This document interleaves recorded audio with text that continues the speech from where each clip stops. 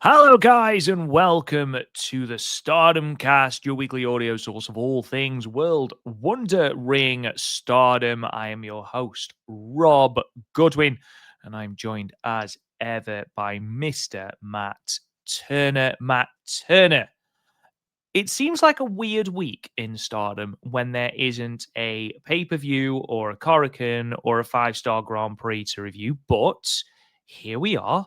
No Korakuen, no pay-per-view, no big five-star show. Still lots to talk about, but it feels quite weird. Yes and no. I see your point. And obviously, we have a massive Korakuen Hall show, which that's actually taking place on Saturday. Well, technically Friday night for me, so I'm super excited for Mm, that. With a main event that, boy howdy, again, we're going to get into it. But yeah, we there have we are. three shows to talk about, Robin. And again, these are what we consider house shows, Stardom World shows.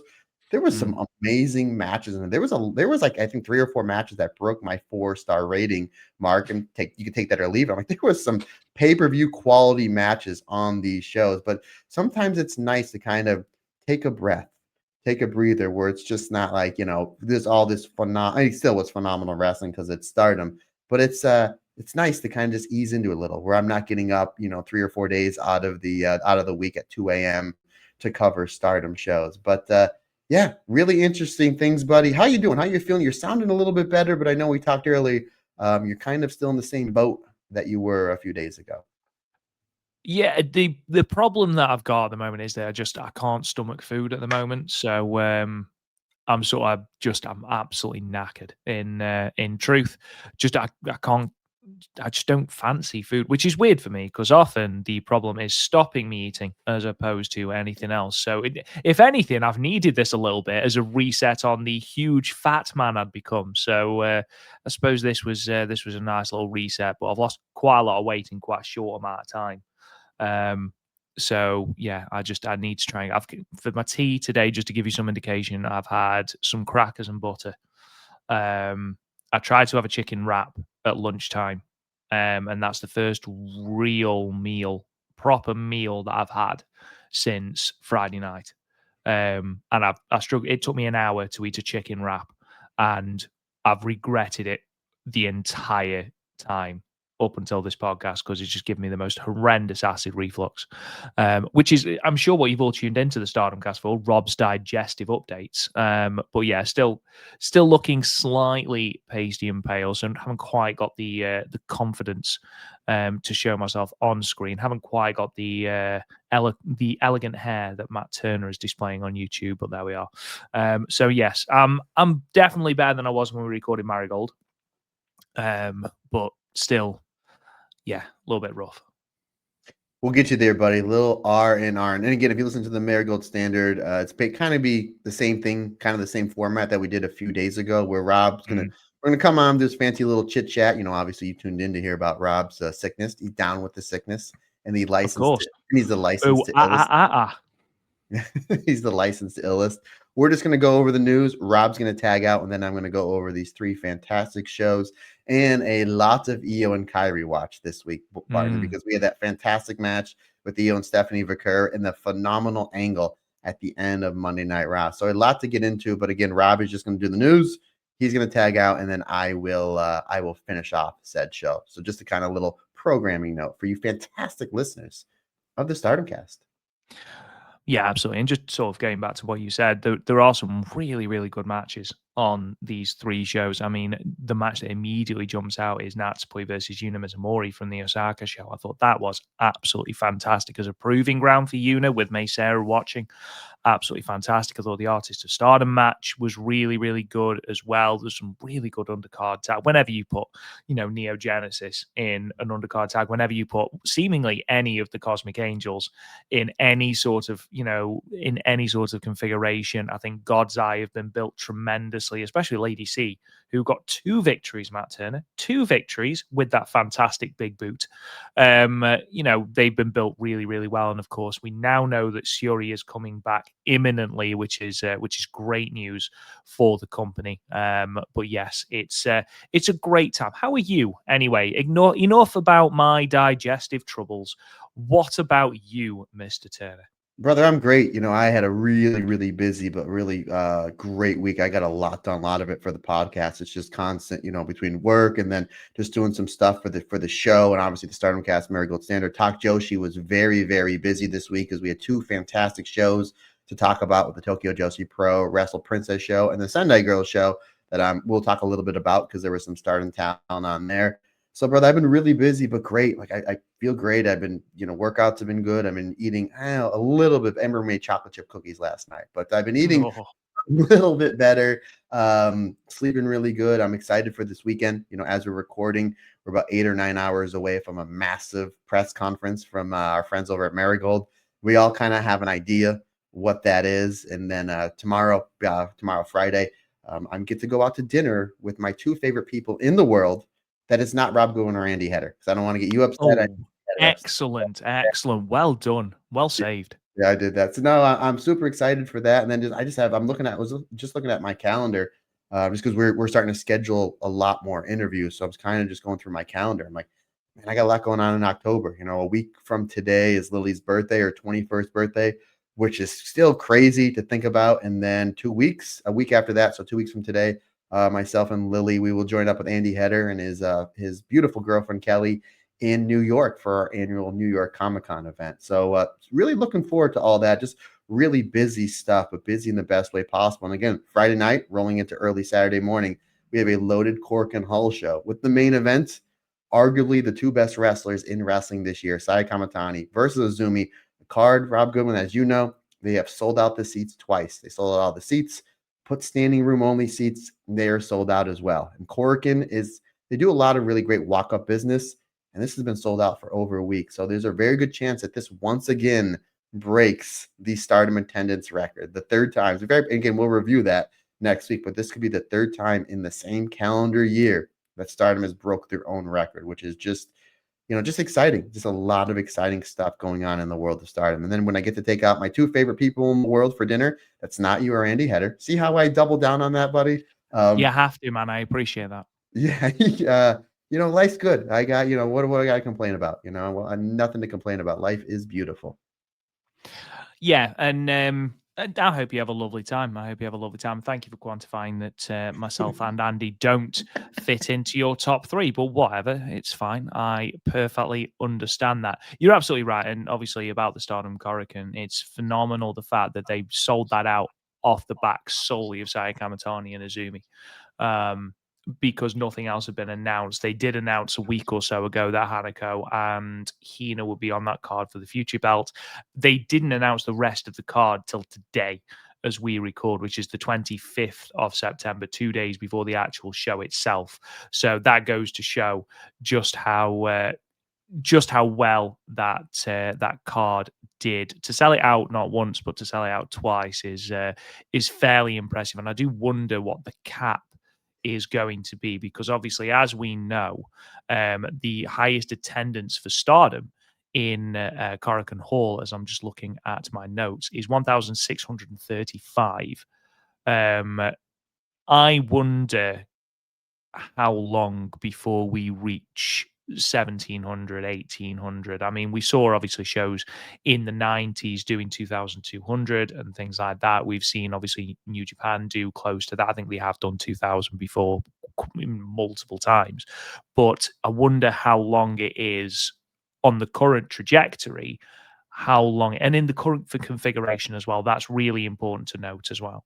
I wonder how long before we reach close to that number, because that would be an incredible feat for the company. And it's just quickly, I just wanted to point out that Stardom, with this Korakuen Hall show, will eclipse last year's total attendance for September. So last year, September 2024, they drew 6,191 people altogether. Um, they have already drawn 6,053, which ranks it as the fourth currently highest attended September of all time for Stardom. This event obviously is going to be upwards of 1,000 people, which means that we are looking at this being the second most attended September in Stardom's history, which is wild, and continues an incredible track record of every single month this year being better for Stardom than last year. No, that Rob, but the crowds are really well invested. I mean, you look at these three shows we're going to talk about, especially that last show in Osaka.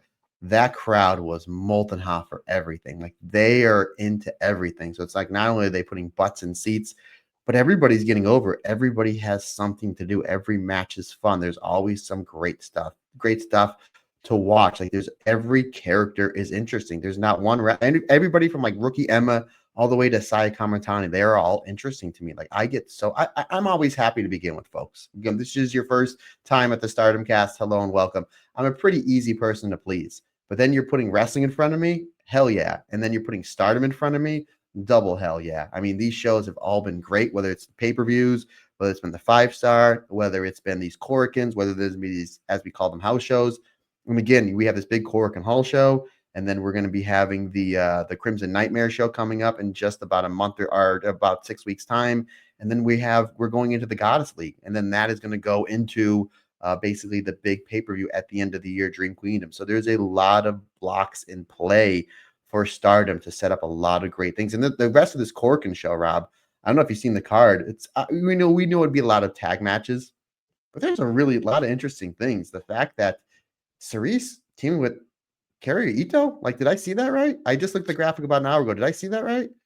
You did indeed. We're going to go through that all in just a moment. But before we get ahead of ourselves and start talking about the news and the excitement that we have about this Korakuen Hall card, Matt Turner, please tell our delightful listeners what is coming up on the Patreon this week. The reason why I brought up one Kerry Ito, Rob, that was I've kind of ham-fisted my own segue, is Matches with Matt, which will be on your feed. I think it's due today. I think I told Andy if you can get that up on Thursday. That'll be on your feed by the time you listen to this. Matches with Matt. I went to a show that I thoroughly enjoyed, All-Star Grand Queendom last year's Kerry Ito teams with Aja Kong to take on Meltier, Tam Nakano, and Natsupoi. And I probably said about half a dozen times how much I miss Meltier between the entrance music, the dancing, the cutie. They keep doing like the cute off with Aja Kong, and after the second or third time, Aja Kong just slaps Natsupoi. Damn.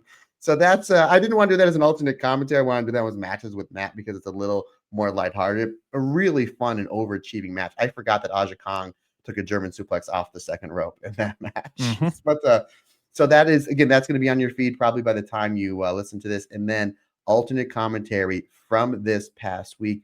I believe I went to the Tokyo Dome, Mayu Iwatani taking on Azumi for the IWGP Joshi Championship. I did watch that one on the YouTube feed, so there is a few commercials in there, but I put over the advertising. I put over the advertising, so I made that really fun. And then next week, the alternate commentary will be more than likely, I'm going to go back to the final night of the 2023 5-star Grand Prix, Momo Watanabe versus Azumi, because I can't get enough of Momo Watanabe versus Azumi. So more than likely, that'll be your alternate commentary coming up next week. And then more than likely, a roundtable discussion.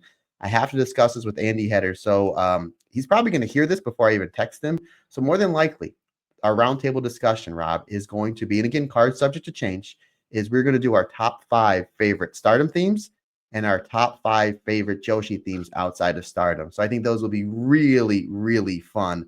Andy Header is a hoot over on Talk Joshi. He always gives his top favorite, his favorite outfits and hairstyles and whatnot. And it always pops me. Yeah, he goes through the psychology of why he likes it. So again, folks, that's what's on the Patreon feed this week and what was more than likely going to come next week. And then again, if you're on our Patreon, first of all, we thank you.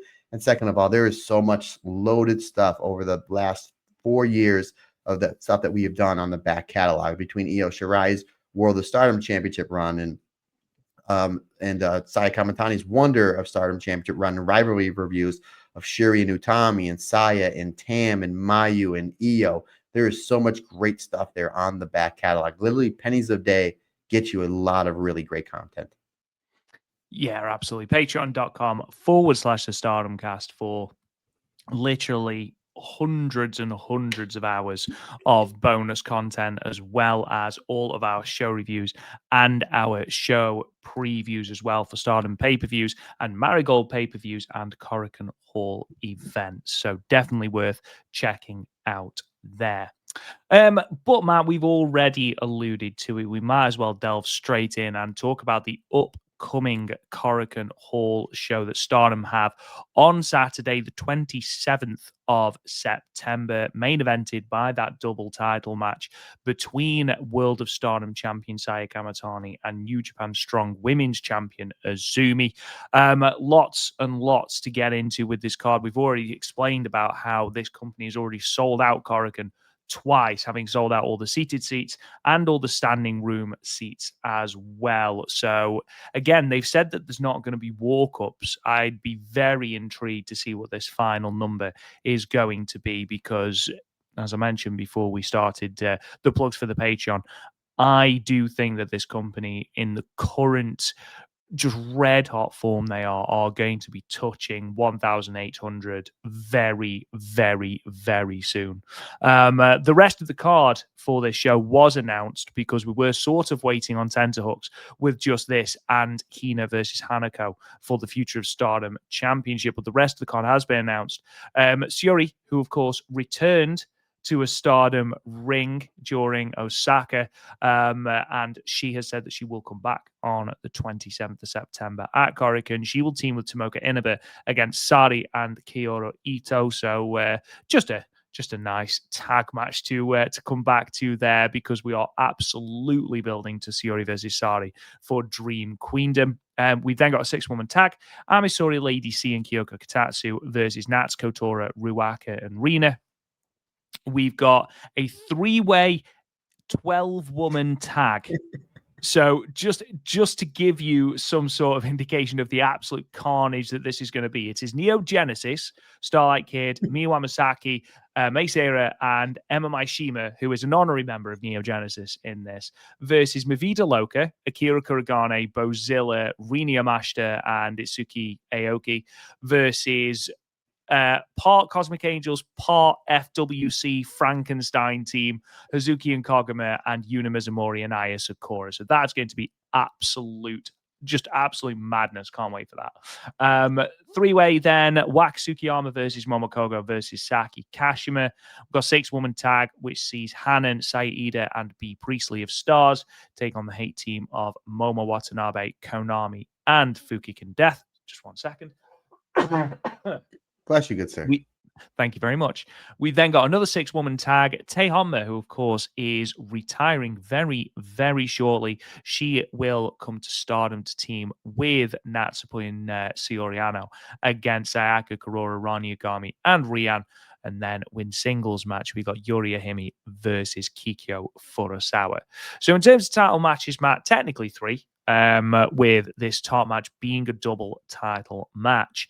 But an all-star tag match as well. Syuri versus Sari. The feud continues. Quite the birth of fire for Syuri, of course, who has just come back from a combined hiatus and injury recovery. You know, I'm looking at this card, and obviously this is going to be watched by a lot of people because, again, the undercard it does seem like it's thrown together, but it's still going to be great, especially that the 12-women tag, which I'm going to get into a minute. Like, again, they didn't need to put anything on this undercard, Matt Turner. They could have walked a donkey into the middle of the ring, sat it down, and pointed at it for 2 hours, and they still would have sold out Korakuen Hall on the strength of this main event. It would not matter. They could have bought out the trash of Tokyo and just piled it high in the ring, and it still would have got a 3.5-star match out of you.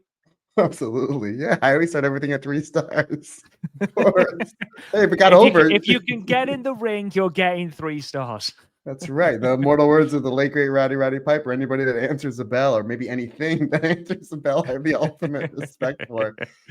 This is a great opportunity because you're about 5 weeks away from your next pay-per-view, Crimson Nightmare. Again, because we're in a week, we're going to be in October, and I believe Crimson Nightmare is the first week of November. So you're about 5 weeks away from your next pay-per-view.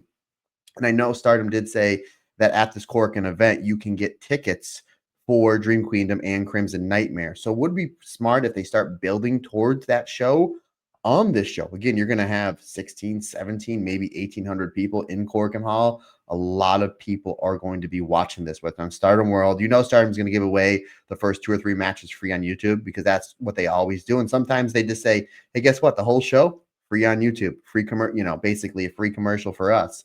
So it would be smart for them to start planting the seeds or even getting matches ready to go for Crimson Nightmare. Again, you're selling tickets at the venue for that show at this Korakuen show. So I don't know like who's next in line for Sai Kamatani. It's something that they can probably heat up really quick.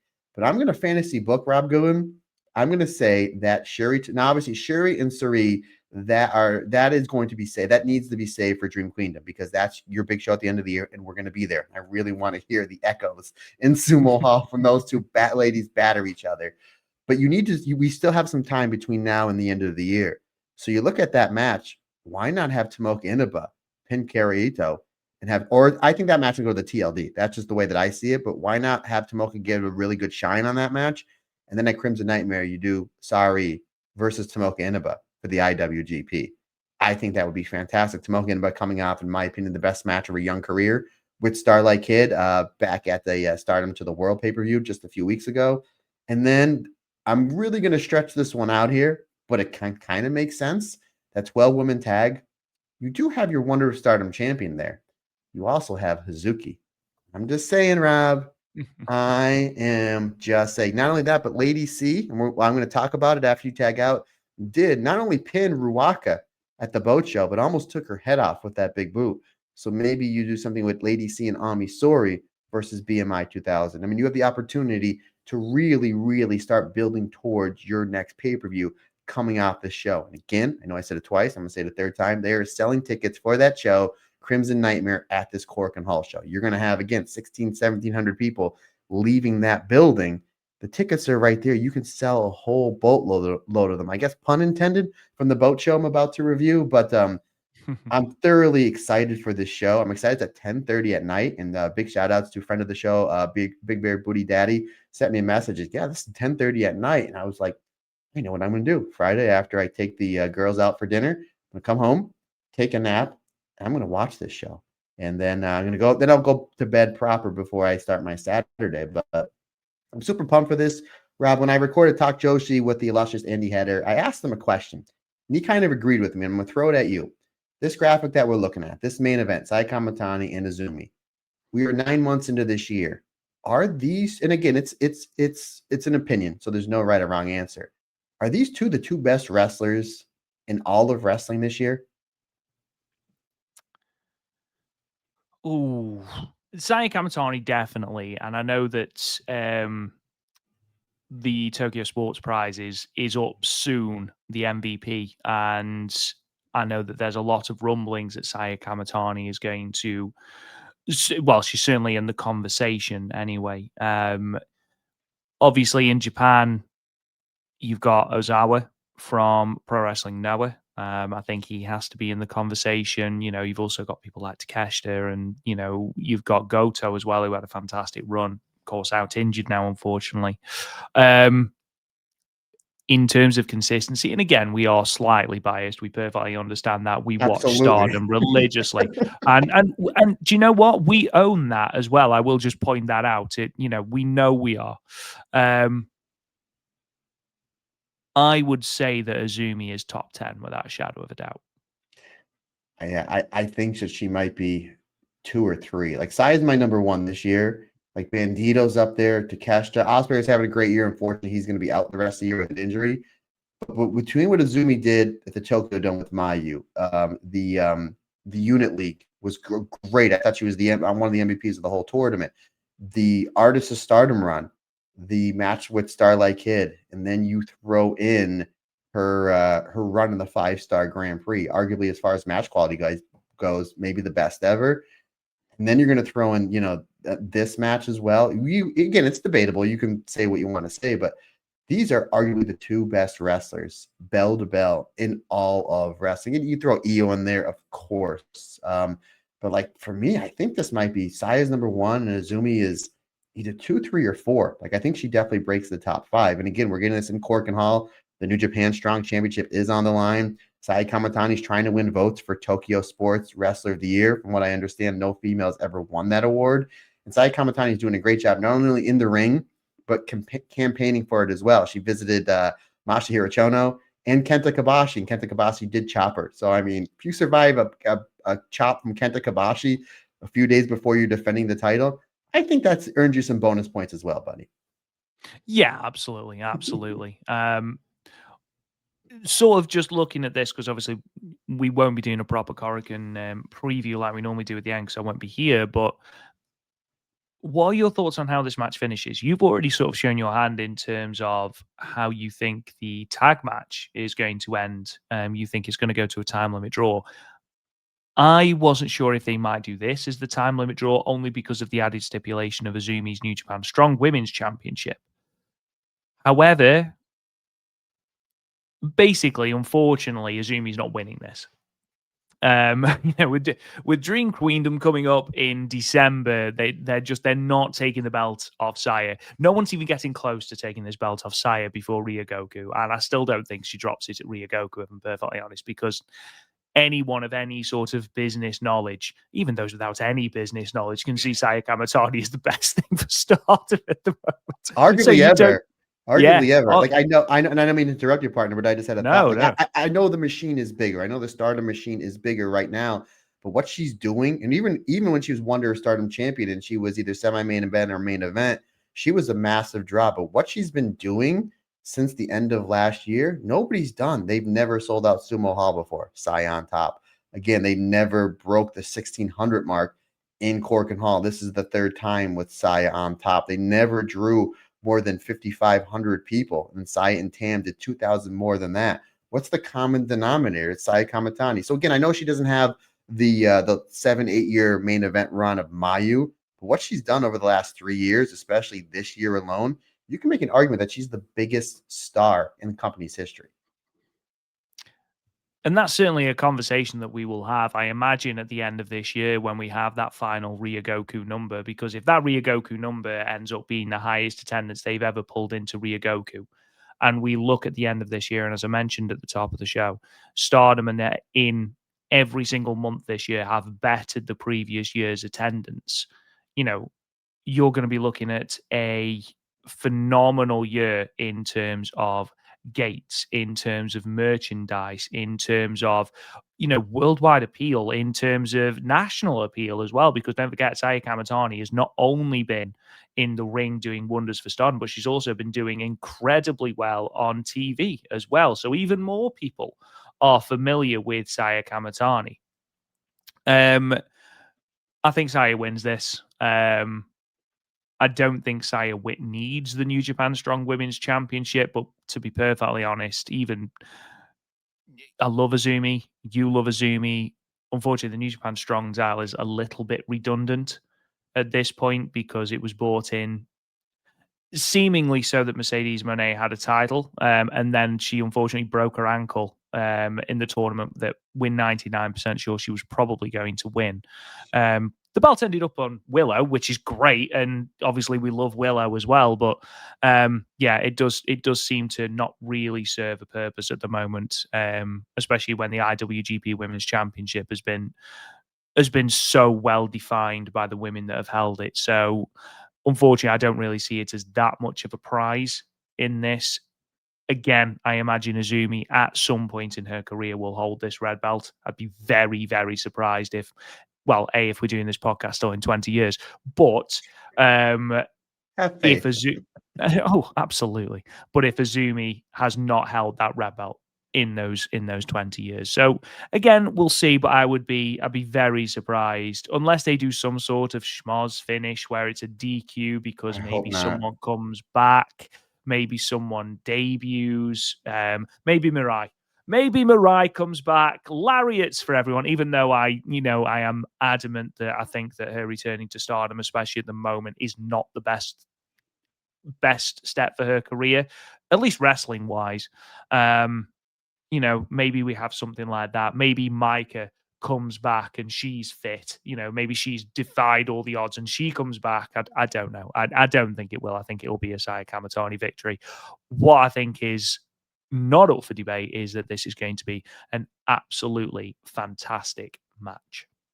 Rob, do you think this is again, it's subjective. Do you think this is going to be better than their 5-star Grand Prix match? Because again, I don't like to get too greedy. But remember, I text you how great Azumi and Hanan was, literally the point where I was dropping F-bombs, how great it was. And then Azumi had to wrestle Saya Kamatani afterwards. I'm like, there's no Saya Kamatani is the best wrestler in wrestling this year, but there's no way she can have two great matches like that back to back. And then Azumi and Saya had the match of the night. And I think in both of our opinions, the second best match of the tournament. Now you're throwing a fresh Azumi, a fresh Saya Kamatani. It's not a 15-minute time limit. It's 30 minutes, and it's for the most important belt in all of wrestling. Again, I don't want to sound greedy. On paper, it should be better than their 5-star match, but that 5-star match was so good. Do you think that they're going to be able to outdo what they did the last time they were in Korakuen? Again, it's dependent on taste, and I know that's a real cop-out Sure. answer, but the thing that I personally will, I think, will probably prefer their 5-star match, unless something blow away happens at Korakuen, don't get me wrong. And again, these two are more than capable, simply because with tournament wrestling, anything can happen. And that air of unpredictability always adds a little bit more enjoyment for me. Here, no matter how good the wrestling is, no matter how phenomenal both these women are, there will always be that kernel of something in the back of my head that says, Saya's winning this. Saya's going to win this. Okay. They're not taking the belts off Saya. And I think there is a little bit of that may potentially make me enjoy the 5-star match later. But again, I couldn't possibly tell you ahead of the show. Ahead of the show. What about you? I mean, again, I don't want to get greedy, but at the same time, this is a more important match than advancing in the 5-star Grand Prix. And it's Azumi's first shot at the World of Stardom Championship. So, and again, it's the match that sold out Sumo Hall, or not Sumo Hall. It's the match sold out Korakuen Hall for the red belt. These two, arguably the two best wrestlers on planet Earth right now. Again, I think it's going to be, which I did give it 5 stars. So it's almost like if this gets like 4 3/4 in my star ratings, again, for whatever everyone wants to take that for what it's worth. Like, is it looked at as a downer? Not really. I just think there's no way this can miss. Not unless, Rob, I'm just going to say it. So this way it's in the universe. And when we're taking it out, the eye thing happens. That's the only thing. That, and if there is a schmozz, which we've never really seen in big championship matches in Stardom's history, there's really never been, other than like the injury, like with the injury to Tora back when she challenged Utami for the red belt back in 2021. Outside of like, I just don't want to see like a non-finish. Like all of a sudden Hate gets involved, Neogenesis gets involved, and then it gets thrown out. I'm like, no, I want to see a definite winner. But I mean, I wouldn't be, if you remember when Saya wrestled Sayaka Kurora, like there's no way Sayaka Kurora is going to win. But the way that match built, there was 2 or 3 falsies in there that for half a second I was like, holy jeepers, they're going to put the belt on Sayaka Kurora. And Azumi's much more established than her. So I think there's going to be a couple times where you're just going to be like, oh my God, are they going to do this? And another thing, you're right, partners, you have to look at 30-minute time limit. Maybe this does go to the time limit draw. I would not say no to watching Saya Kamatani and Azumi wrestle for 30 minutes with the red belt on the line and the purple belt on the line in front of a sold-out Korakuen Hall. Regardless, buddy, I'm a massive fan of both these wrestlers. I just want a next-level wrestling match, and this is what we're going to get. This is what we're going to get come Saturday, and I'm super pumped for it. Final thing before we move on, then there's one more title match on this card, and that is Hanako versus Hina. Matt, where are your thoughts in terms of this one? A lot more difficult to call this one. Yeah, they had a great match at the 5-star Grand Prix. If you remember, Hina defeated Hanako, and it basically blocked her from going to the playoffs. Really, there's so many hidden gems in the tournament. We're really spoiled with how great the tournament was. Man, this is a tricky one because Hina, again, is doing great stuff with their future Stardom Championship. And I don't think she's ready to take that next step, very much like how Hanan has, very much like how Rina has, coming off the run as a future Stardom champion. But they maybe put her in some matches where it looked like maybe she can challenge for those belts sometime the end of this year, beginning of next year. Hanako's got the New Blood Championship. I mean, not that that really matters, even though next month is like New Blood month, by the way, folks. I'm going to say Hina retains, but that's one of the more tricky ones to call. That's one of the more tricky championship matches really in all of wrestling this year to call. But I'm going to say Hina retains, but I'm like 51 to like 49 on that one. Yeah, it's I think I'm with you. We talked about how much this has helped Hina, and I'm not ready to see that reign end yet. I don't think Hanako necessarily needs that belt. Um, Although, of course, we know that they are pushing her very, very heavily. But again, she is part of the New Blood Tag Team champion, sorry, with Waka Tsukiyama. It does make you wonder if those two are going to drop the belt at the upcoming throng of New Blood events that we've got coming up in October.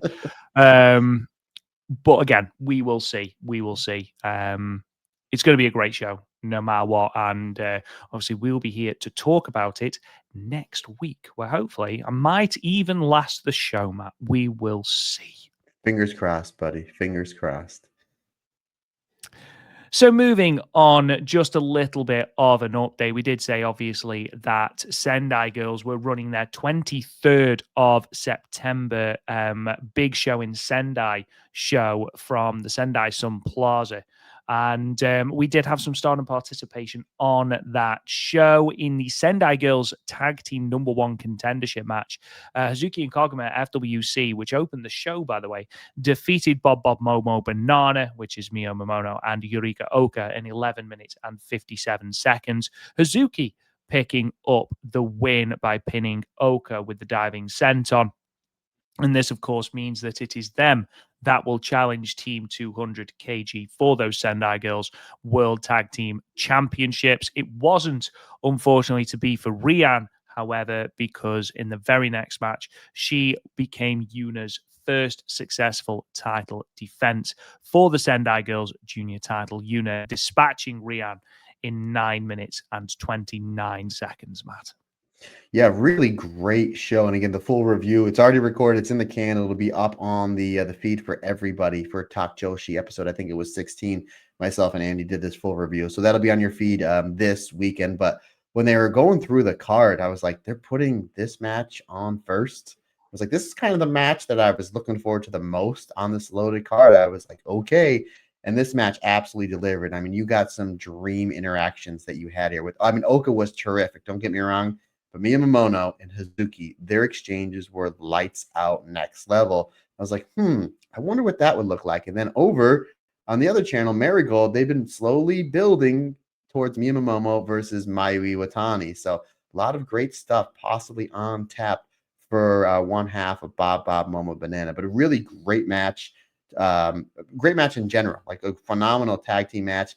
And really great match to start off the show. And then you mentioned before we did have Yuna versus Stone Cold Rion. And then after that, folks, then we had Manami versus Syuri. So it was like you literally got banger after banger after banger. It was a really great match and topped off with that main event. In my opinion, probably my favorite singles Miko Wada match. I'm a massive fan of Miko Wada. Her and Shiro Hashimoto had an absolutely phenomenal Joshi style. So if you haven't seen the show, go watch the entire show. But obviously, if you're a Stardom fan, obviously, if you're a Stardom fan and you're listening to this, definitely go out of your way to see this tag match that opened up the show with Bob Momo Banana versus the only 3-time Goddess of Stardom tag team champions in Stardom history, Hazuki and Koguma, FWC.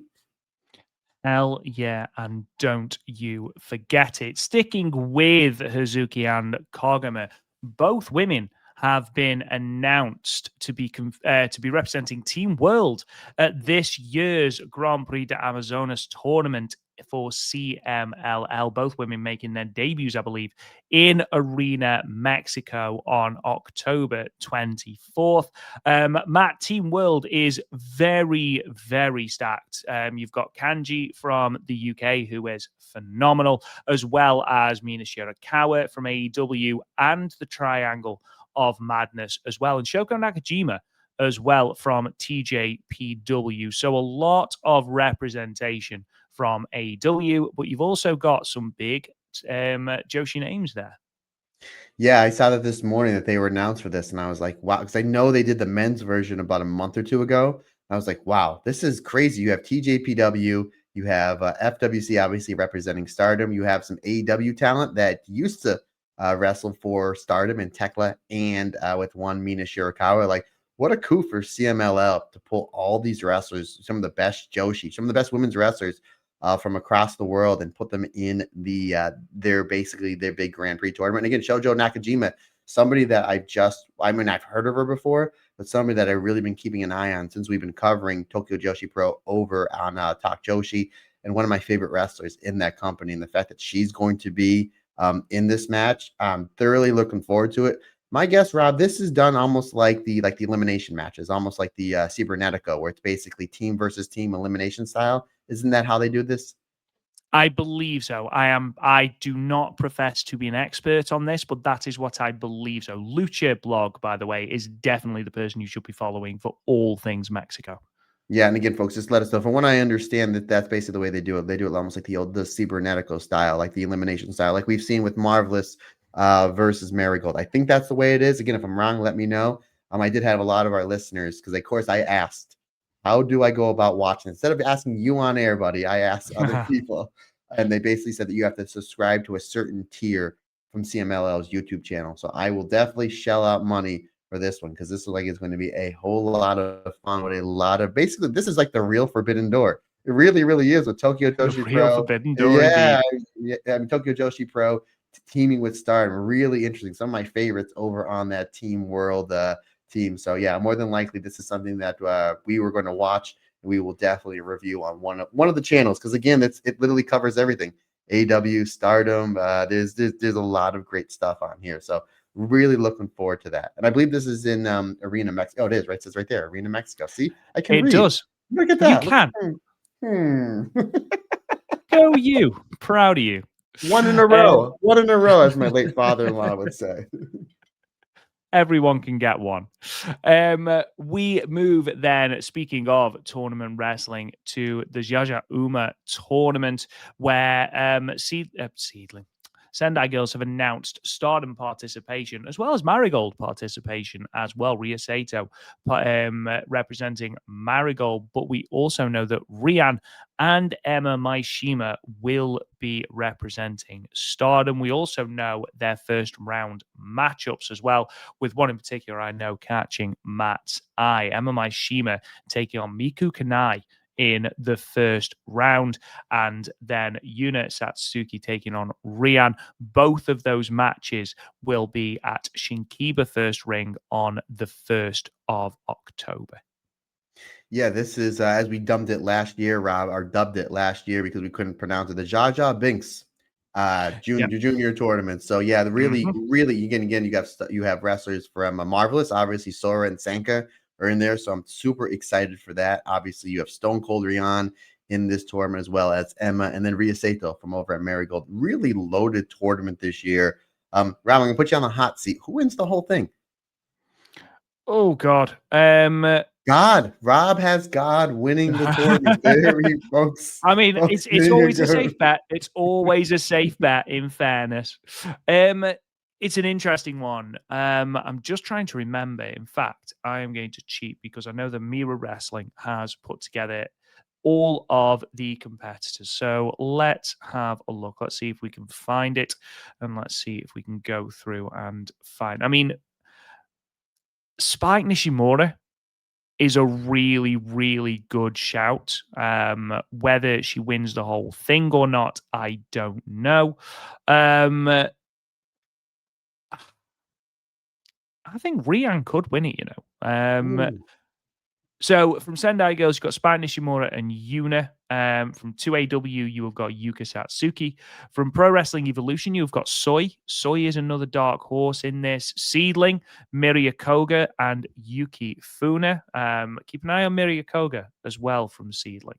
T-Hearts, Miku Kanai, obviously, Marigold, Ria Sato, the two Stardom names, and then, of course, Matt, the marvelous names, Sora Ayami, who of course is taking on Ria Sato, and Senka Akatsuki. I mean, I didn't realize till just that Senka was actually in the tournament. So, I mean, if you're voting anyone else other than Senka, I respect your opinion, but you are wrong. Yeah, I agree. I think it's going to be Senka, but there again, it's Sendai Girls. And we've seen a lot of Miku Kanai in Sendai Girls and in Stardom, so I wouldn't be shocked if it's Miku Kanai. Obviously, I wouldn't be heartbroken. Miku Kanai is one of my favorite young Joshi wrestlers on the scene right now. There's a lot of great picks. I didn't even think Spike, but again, Spike, she just signed a full-time deal with Sendai Girls, which is great for her because she is fantastic, ever improving. She was great in that tag match from the Big Show we talked about, where she teamed with Rain, which a friend of the show, Tom Fain, made mention that Rain is the niece of the Iron Maiden drummer. And we don't know if it's a new drummer or if it's Nico McBrain, because Nico retired after 40 some years. But anywho, Spike's a really good shout too, because she has gotten so much better over the last year. Ray Leverkusen. Yeah. Tom, Get out of town. yeah, when she came out, Tom Fain goes, she is the niece of the drummer from Iron Maiden. I was just like, I know it's Nico McBrain, but I know he retired not that long ago. So is it the new one? And me and Andy Header had a discourse. Andy Header did a deep dive. He went on Instagram, Wikipedia. He's trying to find out which drummer is it from Iron Maiden that she's the niece of. Yeah, so how cool is that? How cool is that? And she had an 80s style like a hairdo in said match. So yes, well, I've seen her at Pro Wrestling Even. She's very good. So yeah, I'm looking forward to seeing more work from her. That's going to be great. But yes, in answer to your question, now that I know that Senka Akatsuki is in fact in this tournament, I'm afraid any other answer apart from that is simply wrong, Matt, and I will accept nothing else, I'm afraid. there you go. After the Osaka show, then we got fully confirmed all members of Natsuko Tora's team ahead of the Hate versus Oz Academy match from their upcoming foray into the Yokohama Budokan. So, for those who don't know, there is a match taking place, 8-woman tag team match, where members of Hate would take on members of Oz Academy, led by Mayumi Ozaki, with the stipulation being that if Mayumi Ozaki lost, she would have to join Hate as their lowest ranked member. The Stardom names have now been confirmed, and that is going to be Saya Kamatani, Rina, and Ruaka, and they are obviously going to be seconded by Momo Watanabe and Konami. Now, Matt, it's going to be interesting. I don't see a world in which Mayumi Ozaki loses this. I just can't see it, especially as her old faction or members of her old faction have come together to bandy round her. It's just so that you know, on her team, it is Mayumi Ozaki, Yumioka, Syuri Ano, and Sho, and then Mai Yukihi is going to be seconding them to the ring. I don't see a world in which Mayumi Ozaki loses. No, she needs to get her win back from the top of the world show from about a handful of weeks ago. I just thought it was really funny how Ozaki named all of her team members, and then the graphic was Tora, and then five silhouettes. It's like, well, it's not like it's going to be Mayu, or it's not like it's going to be Aja Kong. Like, clearly she's going to pick the members of Hate. It's like they made us wait and wait, and like, here it is. It's all the main members of Hate, like, to the shock of no one. I think it's really cool. You're going to have Dark Soriano here. Mayukiki, even though she's kind of seconding, she's going to be involved so much. I would love to see her and Momo Watanabe get into it in one way or another, or her and Konami get into it one way or another. But we're going to see, hopefully, Rob Goodwin. No disrespect to Tora and Ozaki, because that's what this match is built around. Hopefully, we're going to see some more interaction with Sai Kamatani and Soriano, because I know that's a match that we all want to see. We never, ever got that big singles match. So maybe that leads to something. But yeah, this is going to be all over the place. This isn't going to be a technical masterpiece, nor should it. This is going to be wild ECW, FMW style brawl. But yeah, I think Ozaki is definitely going to get the win here. Yeah, Judgment Waltz from the Yokohama Budokan on the 19th of October. Are you telling me, Matt Turner, right here, right now, that you think this will have no rules? Shouldn't have any rules, buddy. It should. Anytime Ozaki's in the ring, especially with like Tor or something like that, like, you just throw the rule book out the window. Now, you know what I was saying? Maybe they do the old finger poke of doom, and Ozaki takes a dive, and that's how she goes to Hate. Can you imagine they do all that build up just for? But imagine the scenes. Oh my god, it'd be incredible. I only want to see that now. I just ruined it. I only want to see that. It could be a bloodbath, and Kamatani and Soriano are putting on a 6-star match on their side. Yukigi and Momo Watanabe are destroying each other around the outside. And then you have like Tora and Ozaki are just like bleeding all over the place, like all at Chigusha Nagao and Dump Matsumoto. And Rob's like, I don't care. Like, no, you ruined it. You didn't do the finger point. Where is the finger poke? Give me the finger poke. That's all I want now. Final bit of news then. Well, second to final, should I say. We did talk a little bit last week that on Tomoka Inaba's produce show, she announced that she'll be teaming with Starlight Kid against two mystery opponents in Shinjuku Face on the 15th of October. One of those opponents has been revealed by Taka Michinoku, and it's Mikari Wata. Just gonna let that settle for a minute. Mikari Wata is going to be in the ring with Starlight Kid and Tomoka Inaba. That's going to be very, very tasty. The fact that they waited to announce her tag partner till later, so it's got to be like another heavy hitter. Like it can't be, no disrespect to like Shin Hiroto, the cosplay wrestler. Like it's got to be somebody like maybe a Miyuki Takase, and we're getting Red Energy, or a Chihiro Hashimoto. I have no, people keep asking me, who do I think it's going to be? I'm like, I have no idea. Like the fact that you're waiting for the fourth person who needs like to be the big exclamation point on the announcement of this match, because you have Starlight Kid, again, my top 5 wrestler of the year so far this year. Tomoka Inaba having just banger after banger. Again, in my opinion, the best match of her career against Starlight Kid, her partner in this match. Miko Wada, again, folks, if you have not seen that main event match from Sendai Girls or Hiroshi Hashimoto, watch it because it's absolute must see. Like, who can that fourth person possibly be? Is it somebody from Stardom? Is it somebody from Tokyo Joshi Pro? Is it somebody from Taka Michinoku's past? Like, I don't know who that fourth person could be. Maybe it's Mirai. Now that I'm thinking about Rob, maybe it's Mirai. I have no idea, no clue. Again, I'm kind of live on the spot, and I put myself on the spot for the sake of argument. I'm going to say it's Yuki Takase, and we get Red Energy. But let's say you, buddy. Who do you think that fourth person is? I was going to say Takase, to be fair. However, just to be different, do you know what? I think the reason they've waited is because it's 2 days after Mirai's final date with Marigold. I wonder if it's going to be Mirai then. Oh, it's a good possibility. Or I was even thinking Sari. You know, I mean, big star It power. It could be Sari. The only thing is with Sari is why. Well, saying that, why did they wait until after they'd announced Starlight Kid and Tomoka Inaba to announce Mikari Wata? Who knows? Who knows? But it's going to be, I imagine, someone very good, and that's going to be a very, very good match. Yeah, folks, again, let us know. I know usually JTO puts stuff on their YouTube, but usually it's like a month late. If there's like a live stream or somewhere we can purchase this, because this is definitely something we want to support and definitely something we want to see, and definitely something that we want to talk about live on air. Rob, what a great life we have. We get to watch these matches and then discuss it in our ever infinite wisdom. It's not bad, is it? It really is not bad. Who has it better than us?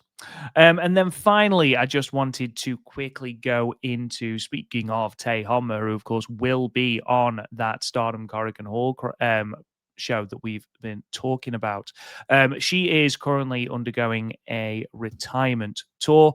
Pro Wrestling Wave was in Yokohama on the 20th of September, hence why Waka Tsukiyama, Momokogo, and Amisuri weren't on the Stardom show, because they were also on the Wave show, with them taking on Tae Honma in a series of singles matches. Waka Tsukiyama, Momokogo, and Amisuri all have a relationship with Tae Honma that dates back years now, and basically this was a little bit of a celebration, though I'm sure Tae Honma didn't think it was a celebration if you saw the state of her chest following the Ami match. 3 consecutive 10-minute exhibition matches. Tae defeated Waka in 9 minutes and 8 seconds, defeated Momo in 8 minutes and 9 seconds, and then lost to Amisuri in 7 minutes and 47 seconds with perhaps the reddest chest I've ever seen, Matt. I haven't seen any of the photos or anything from it, but and I didn't know any of the results. So you're telling me that Waka had a longer match than Momokogo? Well, I mean, you take from that what you please, good sir. You take from that what you please. Waka Mania running wild. Now, tell you how much she's doing. Again, there's so many of these great Joshis still with a lot of gas left in the tank, having great matches. that are leaving the professional wrestling scene. And we look at Nanae Takahashi, Miko Satomura, all used having fantastic matches. I know she's retiring at the end of the year. Tay Hamlin has been having some really terrific matches. And I'm excited again, obviously, the Korakuen show that we talked about quite a bit already, partner, that she's going to be teaming with, one of the best tag teams in all of wrestling in Syuri Poi.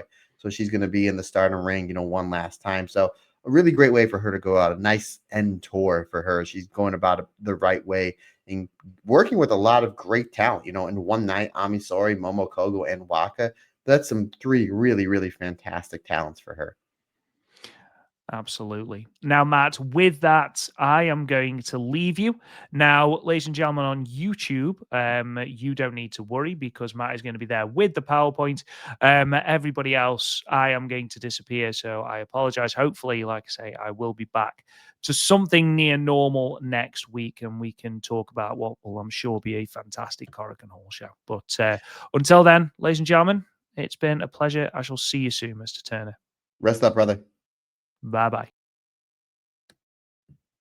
All right, folks. So here we go. Now, I've never done these slides before on YouTube, so hang tight with me. I think Rob has it set up where I can probably figure it out. So we're going to review these 3 shows that Stardom had this past week, and then we're going to go to our EO and Kyrie watch. Now, Rob has sent me the, I don't know why that slide left. I think maybe because there is no more slide. Matt, slides. Hold on one sec, folks. Bear with me. If not, there won't be any slides. Does not look like. I don't think I have the slides. That's a-okay. That's a-okay. We shall figure it out.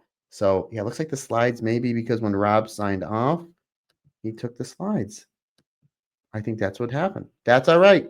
That's all right. We weren't sure how this was going to happen. So, we'll go to our normal layout. There we go. Okay, folks. So here we go. Rob obviously gave me the news and notes, and then I'm going to break down each and every show. So, folks, we're going to go to the Stardom show back on the 20th of September, the Stardom Boat Race show. Stardom has a long distance relationship with boat races and performing at the venue that day. However, this show marks a return to a boat race for the first time since 2019 and their debut collaborating with the Simon Sinki boat race. The attendance inside Boat Race West Stand in Yamaguchi was reported to be more than 450 people, which Stardom is reporting as a sellout. This is the first time Stardom has been a part of the boat race and the first time the company has animated from the West Stand. So the quick results, folks, are as follows. I'm just going to try the slides one more time. Nope, nothing going. Okay, no problem. So everybody's going to have to look at my face with my fancy autograph stuff in the back, folks. That's what you get. So, all right. Quick results are as follows. The Cosmic Angels duo of Sakura and Natsupoi defeating the Mi Vivida Loca team of Bozilla and Akira Kuragami when Sakura hits the big Takameki spear and pins Akira 10 minutes, 25 seconds. Match number 2, 3-way dance action. Saida defeating Kikyo Furusawa and Emma Mashitima when Saida absolutely crushes poor Emma with a big lariat. 6 minutes, 26 seconds. Tag team action, makeshift team here of Hazuki and Ranigami defeating the EXV team of Hanako and Rion when Hazuki hits a top rope diving senton onto young Rion, picking up the win, 14 minutes and 2 seconds. 6-woman tag team action, the God's Eye trio of Tomoka Inaba, Lady C, and Hina defeating the hate team of Ruaka, Rina, and Azusa Inaba when Lady C absolutely crushes Ruaka with a big running boot, 9 minutes and 11 seconds. Semi-main event, 6-woman tag team action at its finest. Cosmic Angels of Soriano, Yuna Mizumori, and Aya Sakura defeating the Stars trio of Hanan, B. Priestley, and Uriah Hime when Soriano hits a pair of German suplexes to pin young Uriah Hime, 10 minutes and 59 seconds. 8-woman tag team action as your main event sees the hate team of World of Stardom champion Saya Kamatani, Natsuko Tora, Mo Watanabe, and Konami defeating Neo Genesis of Starlight Kid, Azumi, Miyu Amasaki, and Mei Sarah when Saya Kamatani hits the Star Crusher, pinning Miyu Amasaki, 13 minutes, 38 seconds. All right, folks, let's get into all of the action. Your Uncle MT is going to break everything down from this show. Again, folks, this is a very very fun match, very quick card. I think the show was only a little over an hour. So just kind of going through some of the action here. Again, the opener was Sayaka Kurora Natsupoi versus Bozilla and Akira Kuragami. Bozilla was very dominant early on in this match. Natsupoi and Sayaka Kurora, who don't team up that much, they had really great teamwork on here. They do a great job breaking down Bozilla. And then we get some really great exchanges with Bozilla and Natsupoi. We saw how great Azumi and Bozilla, how great of a match they had back in Korakuen about 2 months ago. I would love to see a Natsupoi versus Bozilla match. They had really great stuff. Eventually, it's more double teamwork that kind of gets Bozilla out of the way, setting up Natsupoi to hit a super kick on Akira Kuragami, and that gives Sayaka Kurora the ability to hit a massive spear for the 3 count. Sayaka Kurora picking up a win here, 3.5 stars. Folks, match number 2, three-way dance. The Gorilla, Saida versus Kikyo Furusawa versus Emma Mashima.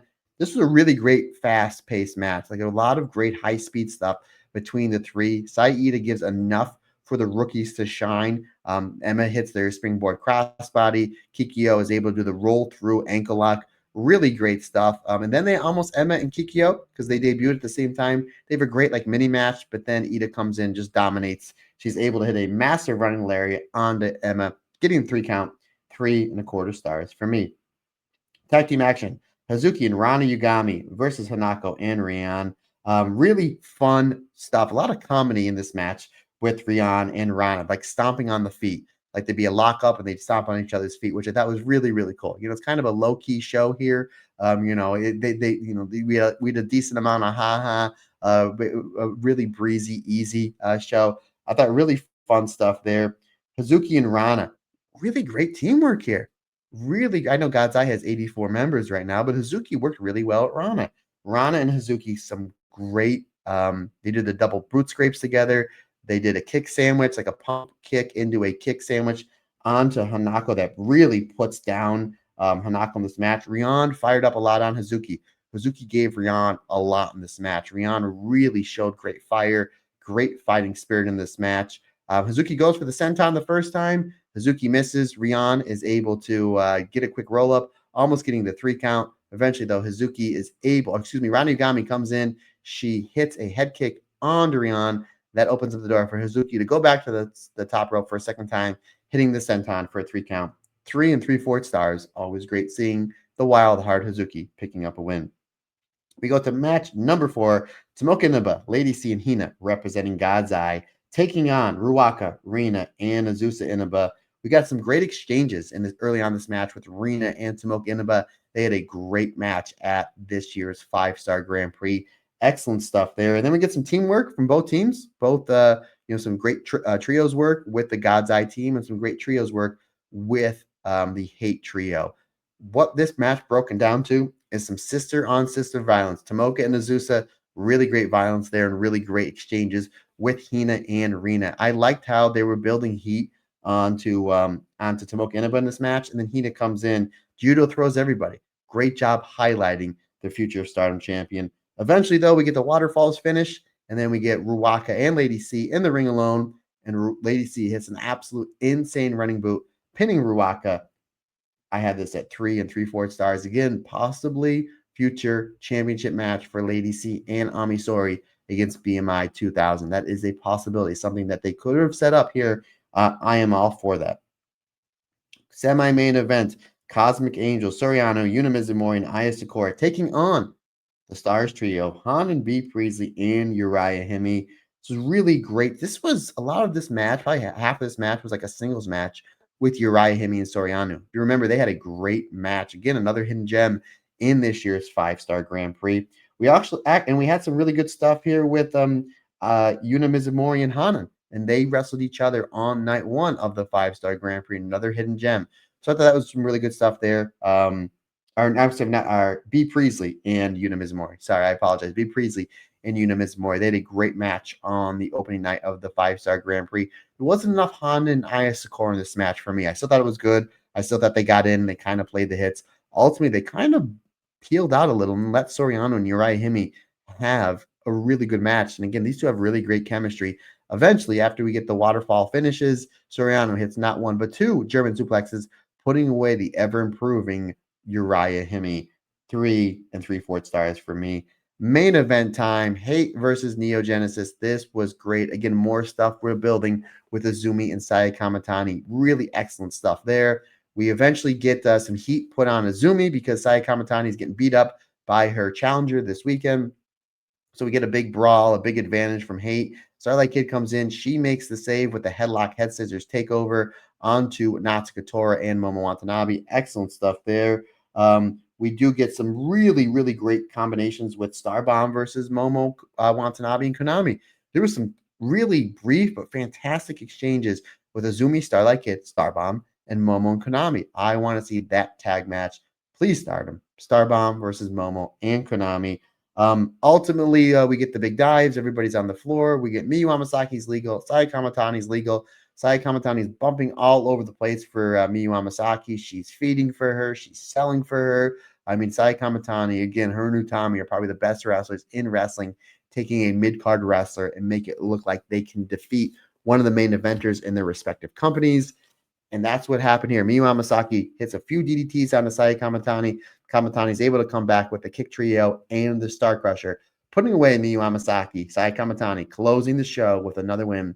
4 stars for me. Again, a really, really solid show here at the boat show, which I don't know if tickets were free or discounted tickets or something, but I mean, this was a really great commercial for Stardom. Again, some really great matches. A lot of them went by really quick show, but still a really, really great show. Folks, we go to the 21st in Fukuyama, and again, 9/21/2025. Obviously, Ruaka returns to action after missing the shows from the 23rd and the 24th in August. So Ruaka is back in action. Again, obviously, she was back in action for the boat show as well. The attendance in Fukuyama Big Rose in Hiroshima was 613 people. This is just 2 people shy of their highest attendance at the venue, which was 615 back in April of 2023. But it's a 10% increase on their previous attendance, which was 557 back in April 29th, 2024, which I believe was the first show after All-Star Grand Queendom. Quick results are as follows. The God's Eye duo, Tomoka Inaba and Ron Yugami, who are phenomenal as a tag team, by the way. They defeat the 2 rookies of Emma Maishima and Kyoko Furusawa when Tomoka Inaba is able to tap out Kyoko Furusawa with an ankle lock in 10 minutes and 45 seconds. We move on to 6-woman tag team action as the God's Eye trio of Amisoi, Lady C, and Hina defeat EXV of Hanako, Rion, and Waka when Hina hits the Northern Lights jackhammer onto Waka, 14 minutes, 41 seconds. 3-way action we go. Hazuki defeating Sayaka Kurora and Saki Kashima when Hazuki rolls up both Sayaka Kurora and Saki Kashima with the Hazuki straw, 6 minutes and 41 seconds. An absolute entertaining match for sure. Tag team match as we get the Hate duo of Momo Watanabe and Azusa Inaba defeating the Mila Vita Loca team of Bozilla and Akira Kuragami when Momo Watanabe puts away Akira with the B driver, 11 minutes and 32 seconds. Semi-main event, Neo Genesis, Azumi, Starlight Kid, Maysair, Miyu Amasaki defeating the Cosmic Angels team of Soripoi, Soriano, Natsupoi, Unimizu, and Aya Sakura when Azumi forces Unimizumori to tap out to the numero uno, 12 minutes and 46 seconds. And in the main event, 10-person tag team action, it is Hate, Natsuko Tora, Tora, Ruaka, Sai Kamatani, Konami, and Rina. They defeat the Stars team of Hanan, Saida, B. Priestley, Momo Kogo, and Uriah Hime when Konami forces Saida to tap out via the Triangle Lancer. So those are your quick results, folks. Let's get into all the fantastic action that we had here on the show from the 21st. The semi-main event, and again, I'm going to get into it.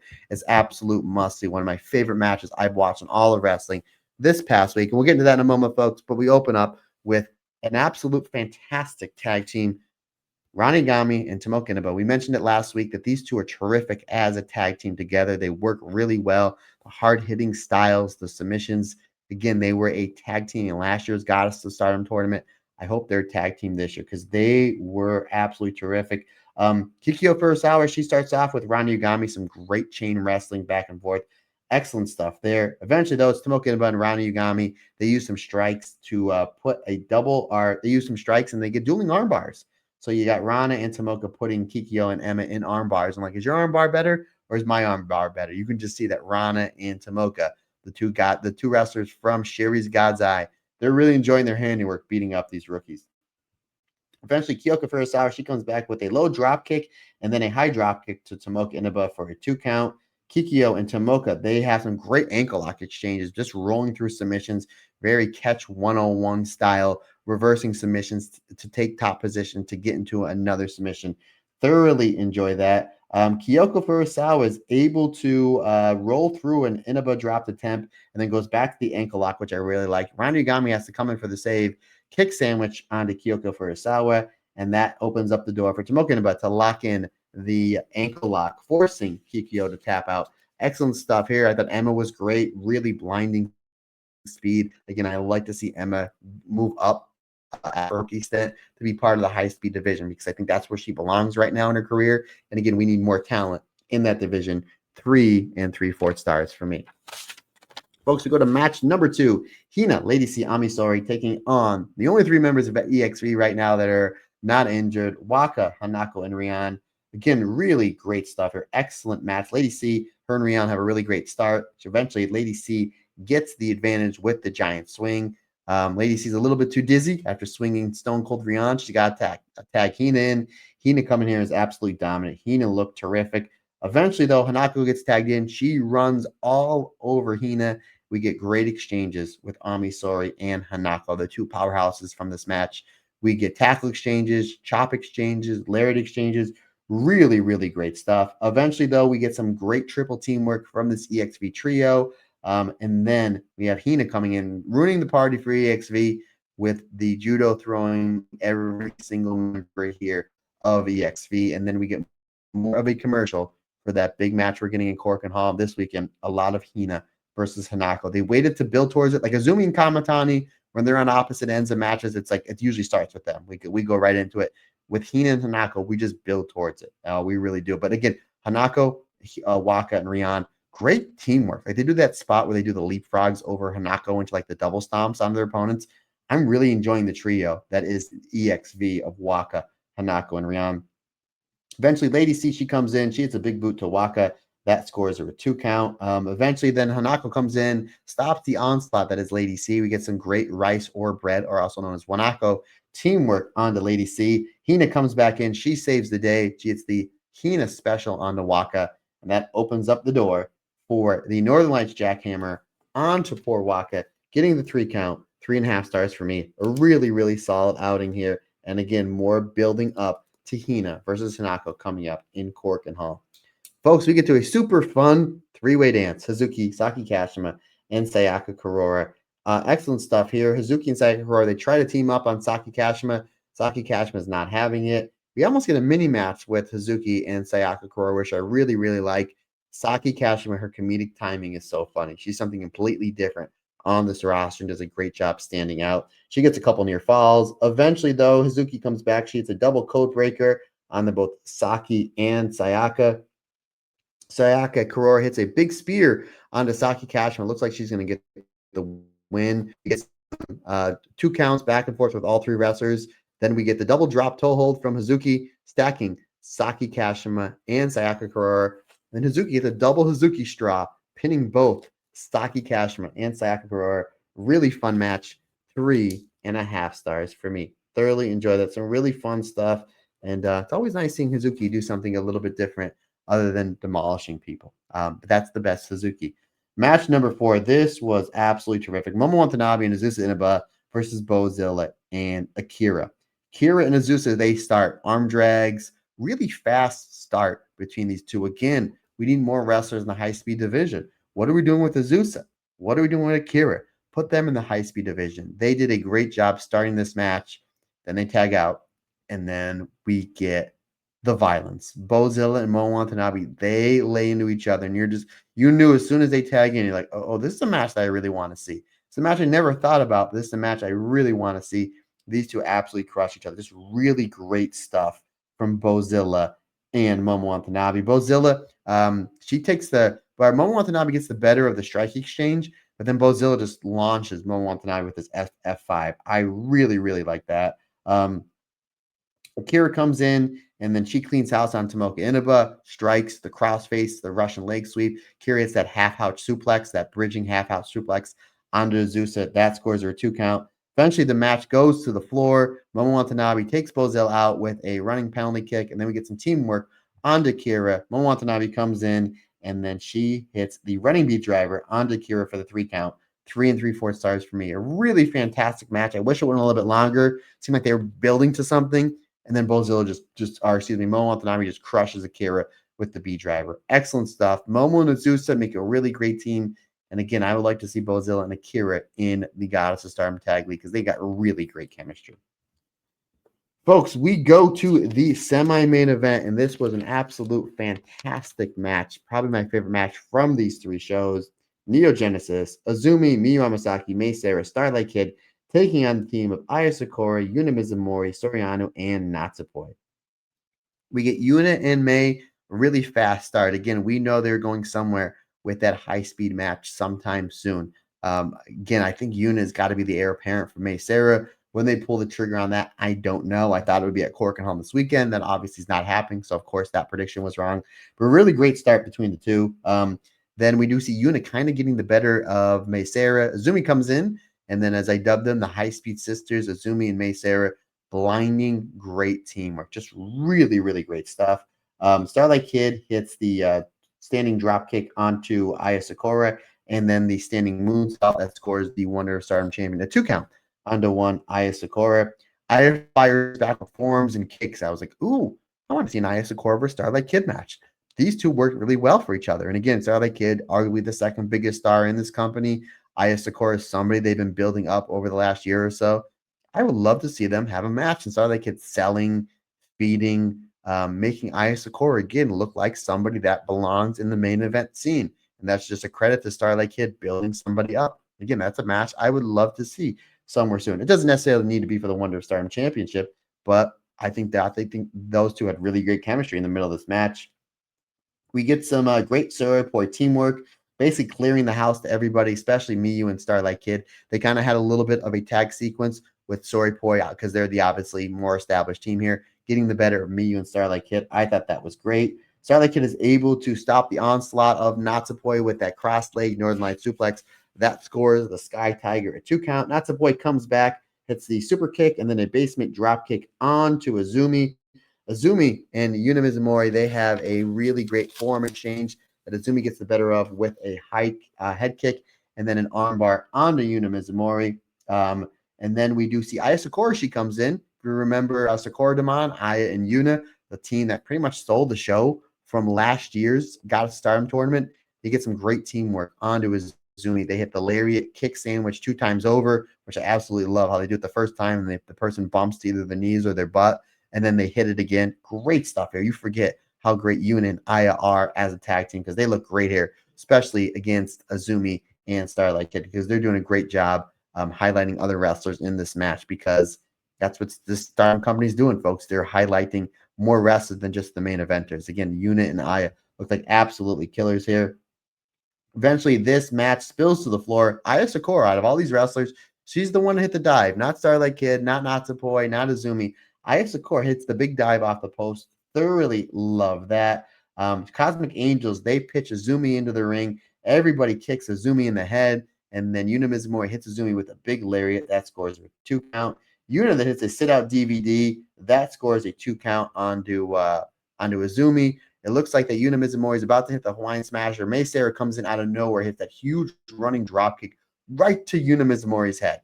I mean, really great stuff there from Mei Seira, helping out Yuna there. And then Azumi hits a head kick. She goes for the Azumi Sushi.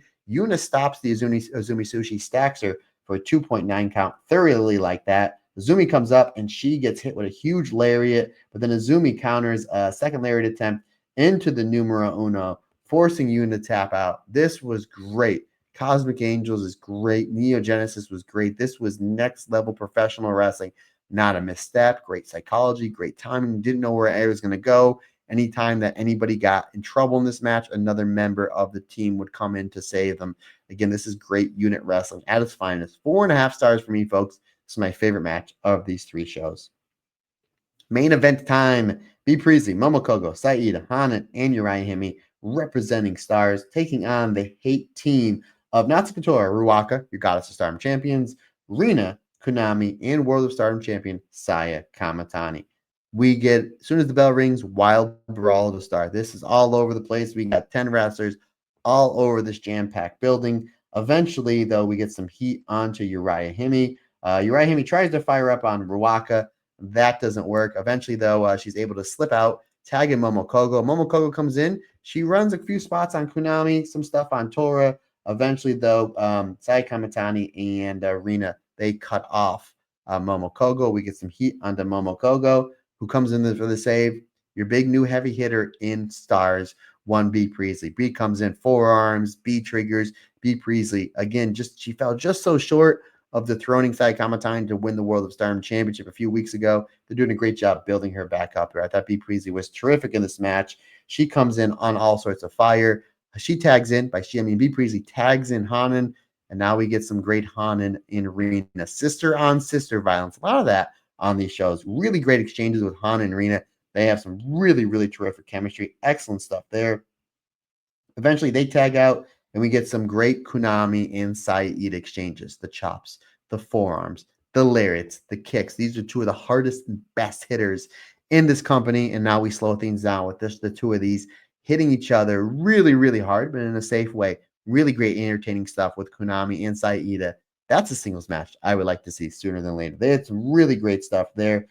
We do get BMI 2000. They come in and they help out Konami here. They had a lariat sandwich on the Saida. Konami then is able to parlay that into a penalty kick, scoring Konami a 2.9 count. Eventually, Hanan comes in for the save. We get Stars coming in, B. Priestley, Momokogo. They take everybody out. Momokogo hits the dive to the floor. The Stars bulldog onto Ruaka for a 2 count. Then we get tags back with Saida and Konami. Konami actually blind tags Ruaka in, which I really like because Saida didn't see it coming. However, Ida is able to, Konami comes in after the blind tag, hits a head kick onto Saida. Konami hits not one, but two German suplexes onto the floor. Not on the floor. Konami hits two German suplexes, scoring Saida a 2 count. The other Saya Kamatani, she sees that Ida's in trouble. So what does she do? She takes out all the other members of Stars with that perfect springboard plunger to the floor, taking out all other members of Stars. That opens up the door for a really great closing sequence with Konami and Saida. Just when it looks like Saida is going to put Konami away, Rina comes in for the save. We get the Pink Devil Bulldog combination from Konami and Rina to Saida. I like that. We've been seeing that a lot lately in these multi-person tag matches with Rina going for the Pink Devil and then Konami coming off the second rope with the Bulldog. So I really like that. That opens up the door for Konami to lock in the triangle answer, forcing Saida the Gorilla to tap out. Really great match to close out a great show. 4 stars for me. But again, folks, if you haven't seen this show, definitely go out of your way to see that semi-main event with Neo Genesis versus Cosmic Angels, because that was chef's kiss. Really, really great stuff. Folks, we go to our third and final show from this review. And again, Rob has given me all of the great notes. Prior to the show, missed the show due to illness, so they had to change the card around. And then, as we mentioned at the top of the show, Hazuki, Kagama, and Rian would miss this show due to them participating in Sendai Girls Big Show in Sendai. So again, this show is from the 23rd of September in Osaka. Again, the same day as the Sendai Girls show. Attendance notes in the Edion Arena, Osaka number 2, was 862 people, with Stardom has confirmed as a sellout from the venue. This is the highest the company has achieved. They have wrestled. Rob is the king of notes. They have ran this venue 56 times. And this is the highest attendance in company's history. 71% increase. Last time they were here was back in June of this year. So just a few months ago was 503 people. 503 people is still a really good house.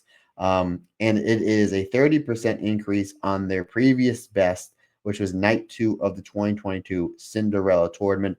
Of the 29 professional wrestling shows at this venue, it is the 4th highest attendance, beating out both nights of Road to Wrestling Dantaku from New Japan and a whole bunch of shows from All Japan, Dragon Gate, and DDT. So this attendance that Stardom did on this show on a Tuesday outdrew New Japan, All Japan, Dragon Gate, and DDT. That's insane. What this company is doing is just absolutely wild. Quick results are as follows. We opened up, and again, Stardom did a great job putting these first few matches free on YouTube, and they put on an absolute banger free on YouTube to start the show off. We had the makeshift team of Soriano, Sakakura, and Aya Sakura teaming with B. Priestley and Azumi, taking on the hate team of Sai Kamatani, Natsukatora, Momo Watanabe, Ruaka, and Azusa Inaba when Azumi pins Azusa Inaba with a diving double foot stomp, 15 minutes and 44 seconds. By the way, B. Priestley was so happy to be teaming with Azumi again. If you remember back in, I think it was 2017 or 2018, that B. Priestley was part of Queen's Quest, teaming with a very, very young Azumi, and she just seems so happy to be in the ring with Azumi. We're going to get into that in a moment. Three-way tag team action to start for the next match.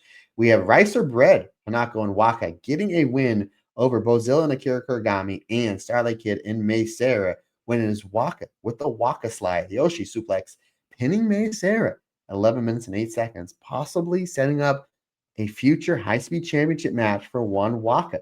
I thought it was really interesting with all the star power in this match. It was our lovable Waka getting the win. Awesome stuff for her. 6-woman tag team action up next. God's Eye trio of Ami Sohrei, Lady C, and Saki Kashima defeating Uriah Hime, Kukio Furusawa, and MMI Shishima, when is Lady C hitting the big running boot on Uriah Hime, picking up another win for Lady C in 11 minutes and 1 second. Up next, tag team action at its finest, as it's God's Eye versus God's Eye, and this was right up my alley. Tomoka Inaba and Rani Yugami defeating Hina and Kyoka Katatsu, when it is Tomoka Inaba hitting Katatsu with the Inaba drop, 10 minutes and 15 seconds. This was great, especially the stuff with Katatsu and Tomoka Inaba. Right up my alley, or my jam, as Rob will say. Coming up next, we have our singles match, and this is the semi-main event. Natsupoi hitting the Fairy Blink on Yuna Mizumori, pinning her at 11 minutes and 44 seconds. This match was actually brought about after Yuna tapped out the day before, where Natsupoi said, I will get you ready for the high-speed division because I am a former high-speed wrestler, so we will have this singles match. So, and they had a great singles match. So that was really cool on this show. We had Cosmic Angels versus Cosmic Angels and God's Eye versus God's Eye, and both matches were fantastic.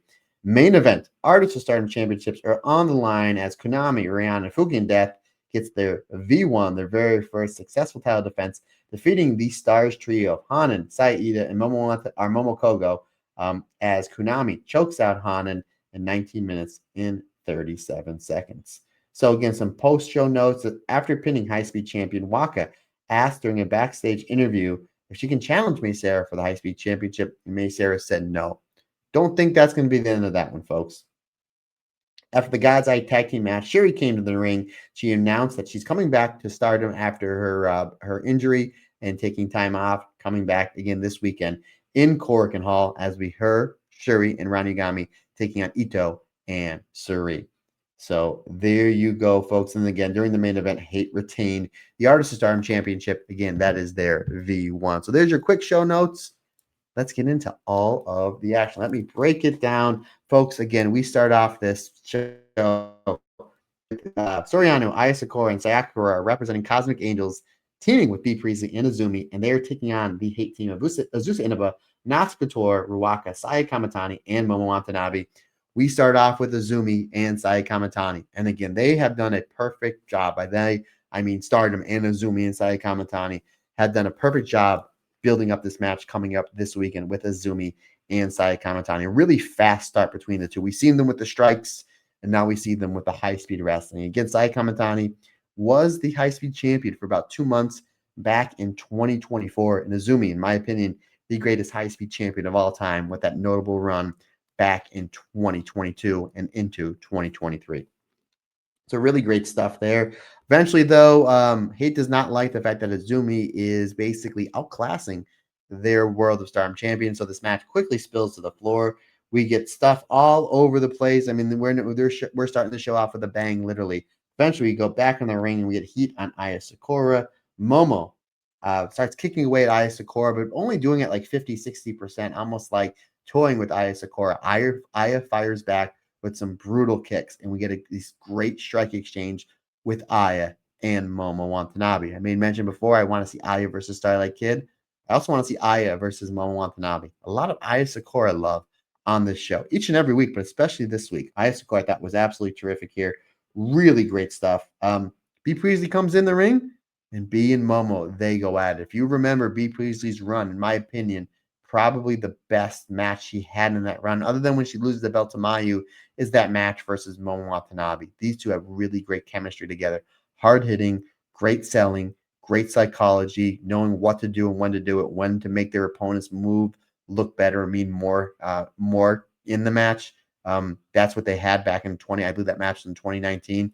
And the exchanges they had here were really good. I was like, oh, I remember how great their championship match was a handful of years ago. Really great stuff with B and Momo Watanabe. BMI 2000, they come in, we do some double team work to Soriano. Soriano is able to stop the onslaught. It's that beautiful jump up, floating Insaguri onto Natsukatora, and then follows up with the perfect plex that scores her a 2 count. We do see the other members of the Cosmic Angels come in, Aya and Sayaka. They hit the kick sandwich onto they get the kick sandwich on an Natsukatora, and then triple Cosmic Angel submission. So nice stuff there, making sure Cosmic Angels, they get their camera work in. Azusa Inaba, she comes in, she cleans house. She looks really good towards the end of this match. Pump kick to Sayaka Kurora, and then everybody floors out. Everybody kind of hits one strike. They bail out. We go back to Azumi and Saya Kamatani. What we're here for, folks, is the Azumi and Saya Kamatani exchanges. Great stuff there. Some big form exchanges between the two. Eventually, we have Azusa Inaba. She comes back in the ring, hits a big pump penalty kick onto Azumi. That scores her a 2 count. Soriano, she comes in, hits a missile drop onto Azusa Inaba. And then B Priestley comes in, follows it up with a B trigger to Azusa. Azumi goes to the top rope. She tries a top rope double stomp.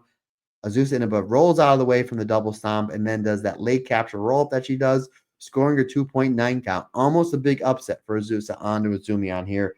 Thoroughly enjoyed that. Azumi hits Azusa with a head kick.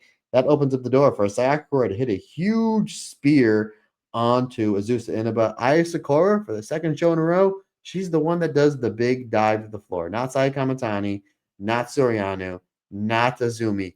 Aya Sakura hitting the big dive to the floor. That takes all the members of Hate out of the ring. Azumi hits another head kick and then plants this brutal double stomp onto Azusa Inaba, picking up the win. 4 stars for me. Really great nonstop action. A really great way to start out the show. And again, I think Stardom put this show, that match free on YouTube. Folks, we go to 3-way tag action. Midvita Loca, Bozilla, Akira Kurigami taking on the Neo Genesis team of Starlight Kid and Mei Sarah, taking on the team of the New Blood Tag Team Champions, representing EXV, Rice or Bread, also known as Wanako, Hanako, and Waka. Early on in the match, we see Waka trying for quick covers onto Starlight Kid. Eventually, Starlight Kid onto Mei Sarah. Eventually, Mei Sarah, she rolls out of the ring. We get Hanako, Starlight Kid, and Bozilla all in the ring.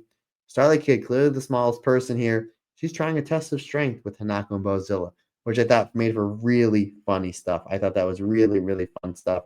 Hanako eventually dominates this match. She dominates over Bozilla, obviously beats up Starlight Kid quite a bit. Starlight Kid comes in. She hits the headlock head scissors combination onto Waka and Akira Kurigami. Thoroughly like that. Mei Sarah follows up with a low basement drop kick, and then Starlight Kid hits a standing moonsault onto Akira. So I like, again, we don't see a lot of Mei Sarah and Starlight Kid teaming up quite a bit. They had really great chemistry. Again, the double headlock head scissors combination. Mei Sarah hits the low drop kick onto Akira. Starlight Kid then follows it up with the beautiful standing moonsault, scoring her a 2 count. Eventually, Bozilla, she comes in and she just lariats and slams everybody. Literally everybody she gives shoulder tackles to. She even gave a shoulder tackle to Akira, and she's like, whatever. And then she slams everybody, and then she winds up slamming Akira on top of Hanako. Thoroughly like that. We get some quick yet entertaining exchanges with Akira and Waka. That's another singles match I would like to see. Who would have thought that? With all this talent, I'm like, I want to see Waka versus Akira. I thought that was really great stuff there. Akira gets a double Russian leg sweep onto Mei Sarah and Starlight Kid. It's a big moment for her. Rookie Akira Kurigami leg sweeping, two of the coolest and best wrestlers in your entire company. I thought that was a really cool way for Neo Genesis to make the young Akira look really good in this match. I thought that was great. May is able to do the shooting star roll up onto Waka for a 2 count. I'm sorry, it was the 619 from Starlight Kid and the shooting star roll up onto Waka for a 2 count. I thought it was going to be the finish, but event gets broken up. It's a waterfall finishes, and then it is Waka outsmarting May Sarah and does the double underhook Waka slide for the 3 count. What a big shock win for Waka. 3 3/4 stars. Excellent stuff here. Folks, we move on. Lady C, Ami Soy, and Saki Kashima taking on Yurei, Kyoko Furusawa, and Emma Mashishima. We get Saki and Kyoko. Some really great chain wrestling, really great risk exchanges between the two. Lady C with a giant swing onto Kyoko. Ami comes in. She pours on more violence onto poor Kyoko Furusawa, who seems to be like a punching bag in some of these matches. Ami with those rapid Kenta Kabashi style machine gun chops onto poor Kyoko. Emma comes in for the save. Big dropkick onto Ami Sorry. Emma hits the springboard high cross body as well onto Ami. That scores her a 2 count. Thoroughly like that. And then Emma comes back. Lady C tries to come in for the save. Lady C gets a satellite head scissors for her trouble. Again, Ami Sorry, Lady C, possible contenders to win the Goddess tournament, possible contenders for a tag team championship shot at the Goddess of Stardom Championship, currently held by BMI 2000.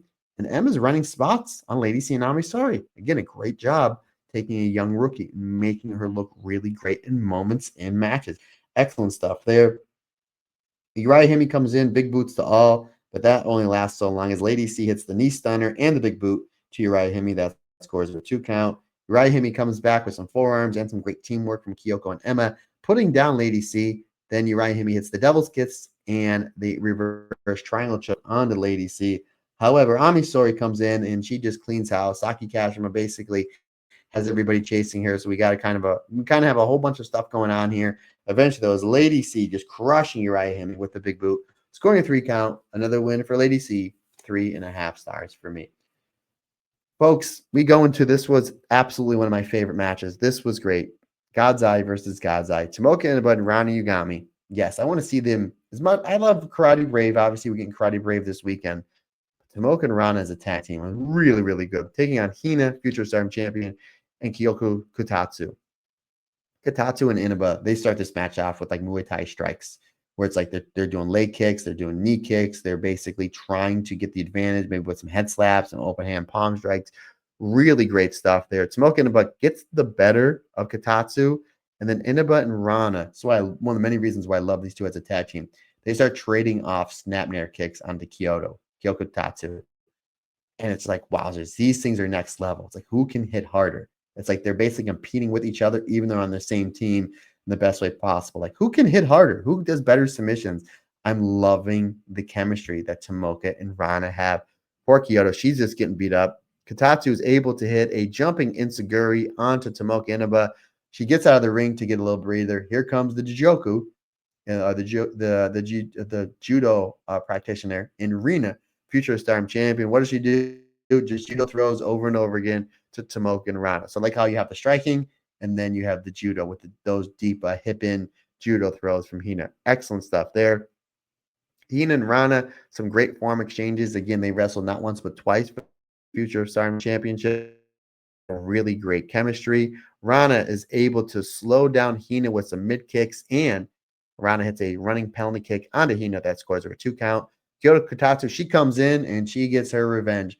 The switch kicks, the forearms, the kicks, the knees. Kyoto Kutatsu, another level striker in this company. I think she's a year away from you putting her in the same boat as Tomoka Inaba, Syuri, and Momo Watanabe as some of the best pure strikers in this fantastic company. She was absolutely terrific here. Then she transitions those kicks into some knees into Tomoka Inaba, really making Tomoka pay for those snapmare kicks early on into the match. Eventually, Rana comes in. She slows down Kyoto Kutatsu. We get double kicks to Kyoto from Tomoka and from Tomoka and Ron Yagami onto Kyoto Kutatsu.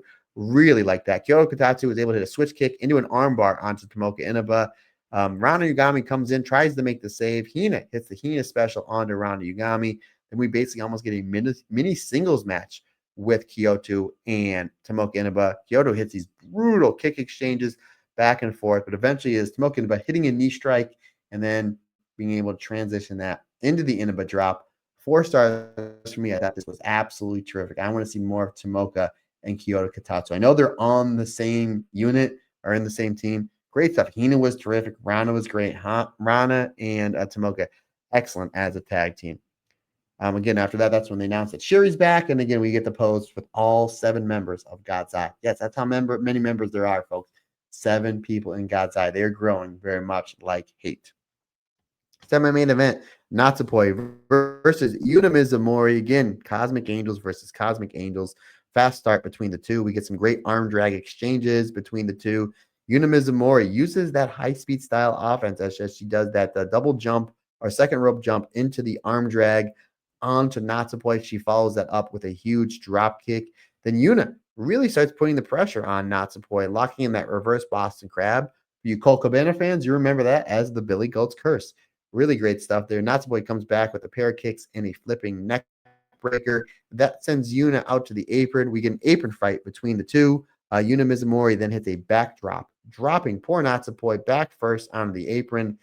Natsupoi and Yuna, they find their way back into the ring. Forearm exchange between the two. Just when it looks like Yuna gets the advantage of that, it's Natsupoi hitting the spin kick, dropping Yuna Mizumori. Natsupoi follows it up with that beautiful running basement drop kick onto Yuna. Natsupoi figures I'm already on the outside from that basement dropkick. I may as well go to the top, and top she does. It's that beautiful Natsupoi style high cross body that scores the former Wonder Stardom champion a 2 count. Yuna Mizumori comes back. It's a lariat and then a second lariat to the back of Natsupoi. That was great. Then Yuna Mizumori goes to the second rope. She hits a second rope lariat, so it hits basically a trio of lariats onto the Murder Pixie. That scores her a 2 count. Natsupoi fires back up with a pair of spin kicks and then goes to the top rope, hits the Pharaoh gift for a 2 count. Yuna Mizumori comes back with a roll up. Actually, she stops the Fairy Magic with a Tropicana for a 2 count.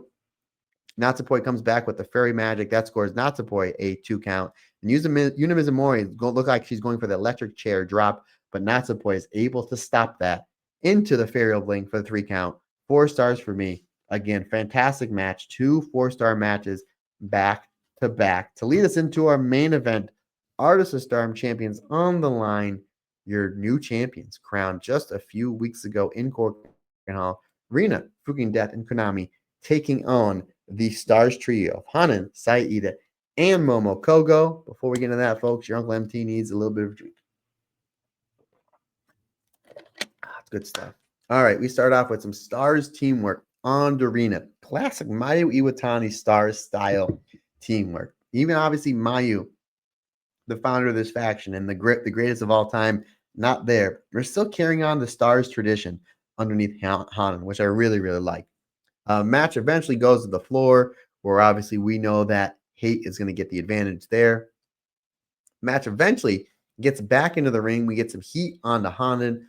Hanan is able to stop the onslaught that is Hate with the 180 press to Fuking Death. And then Saida, she gets tagged in. Konami gets tagged in. Basically, we're picking up where we left off on the last show. Just great stuff with Konami and Saida. Chops, forearms, kicks. Konami hits the penalty kick onto Saida. Ida fires back up with some chops. Really great stuff. And then Konami, she hits the kicks onto Saida. Again, give me Konami versus Saida singles match. These two absolutely crushed. Again, forearms, kicks, chops, lariats, shoulder tackles. These two are absolutely fantastic. Momo Kogo, she comes in with Rina. Momo Kogo hits the springboard drop kick and then the 619 on to Rina. I thought that was great. And then she follows that up with another springboard drop kick. Really great stuff there. Rina is able to come back after some help from her Hate members. Rina hits a second rope diving knee bomb onto Momo Kogo. That scores her a 2 count. Momo Kogo is able to fire back up. A lot of great fire from our beloved Momo Kogo in this match. She hits Rina with a super kick and the Nectar Peach, scoring her a 2.9 count on our semifinalist from this year's 5-star Grand Prix in one Rina. Really great stuff. Again, give me Rina versus Momo Kogo, 8 to 10 minute match. Really great stuff there. Rina comes back with a Hana Kimura style running boot and then another diving knee bomb onto Momo Kogo. That scores her a 2 count.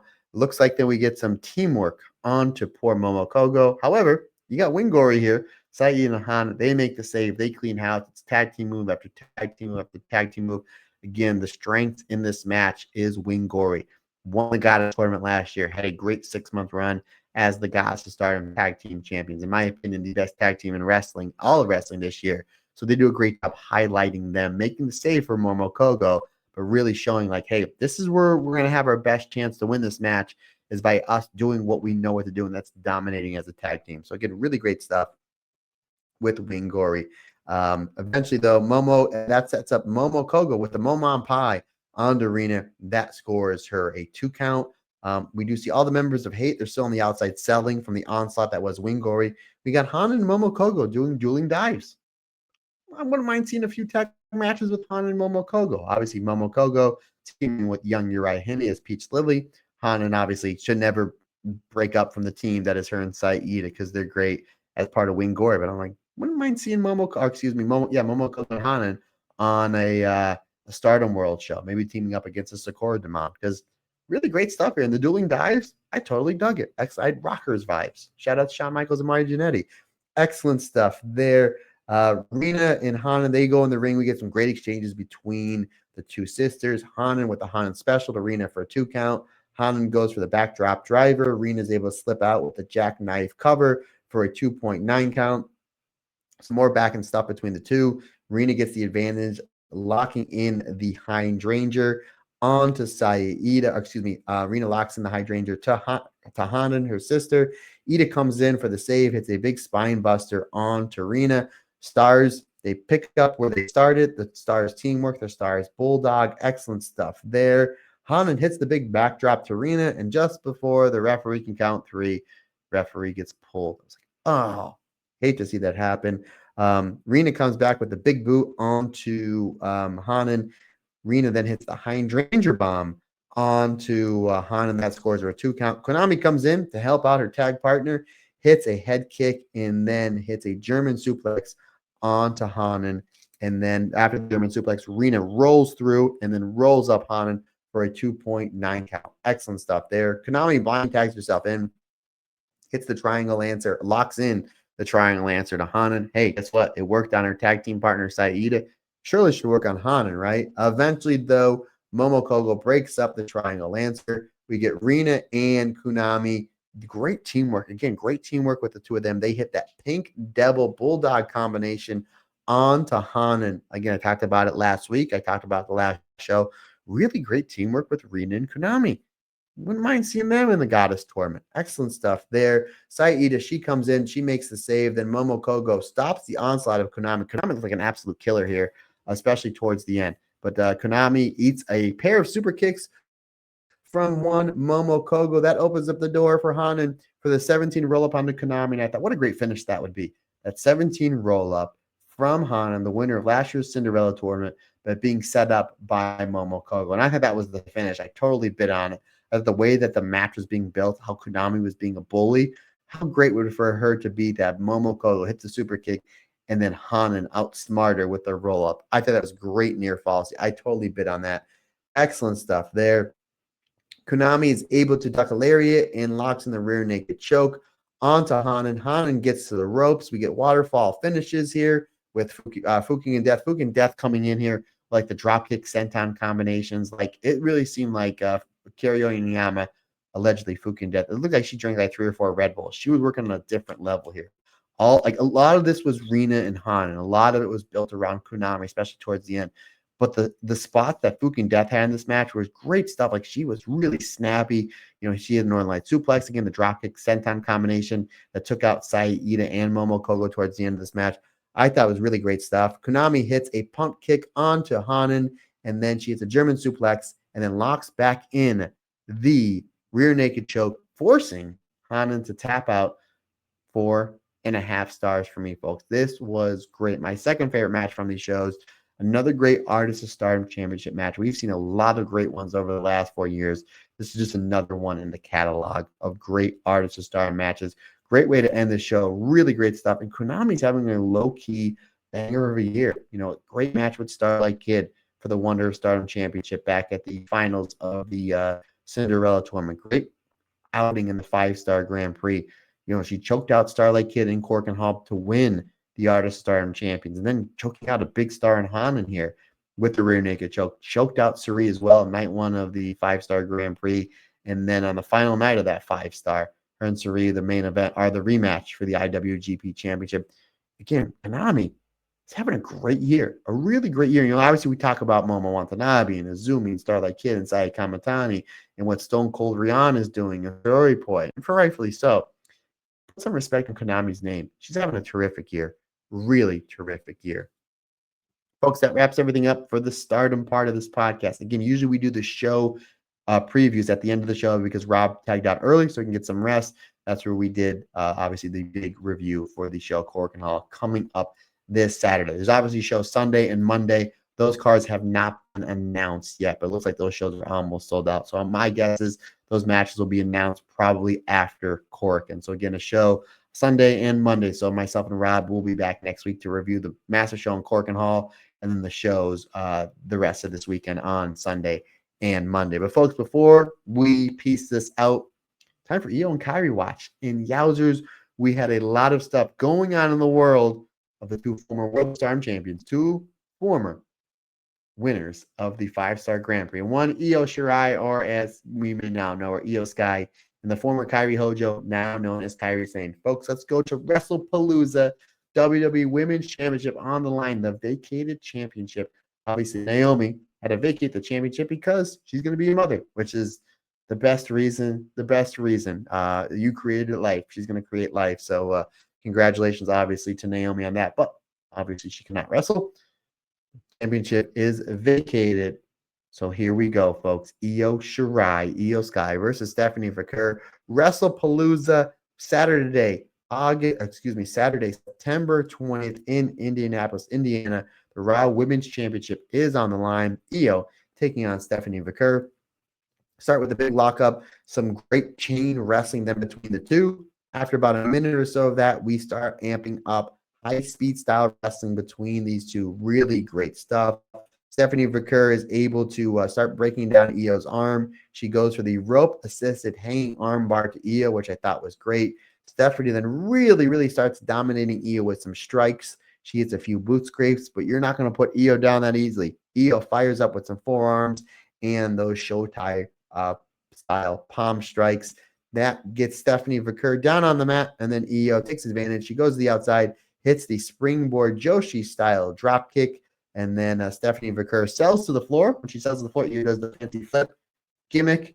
So Stephanie Vaquer, she's trying to take a breather. She just got hit with a whole bunch of palm strikes, and Io's 2 feet in her face, trying to get a breather. Folks, there's no safe place in the building when you're in the ring with one Io. Io hits the picture perfect suicide dive to the floor. Excellent stuff there. Io gets back in the ring to break up the 10 count. And then as Stephanie's trying to get in the ring, Io tries for the sunset bomb onto the outside to the floor. But very much like happened last week with Stephanie and Kairi, Stephanie blocks the sunset bomb. And then Stephanie hits a double knee bomb onto Io while she's trying to go for the power bomb. Again, pretty much almost the same spot with Kairi and Stephanie. I believe it was last week. So Io thought she would be better off than her former Freedom member here. Obviously, Stephanie, the words of Gorilla Monsoon, had the move well scouted. Really great stuff there.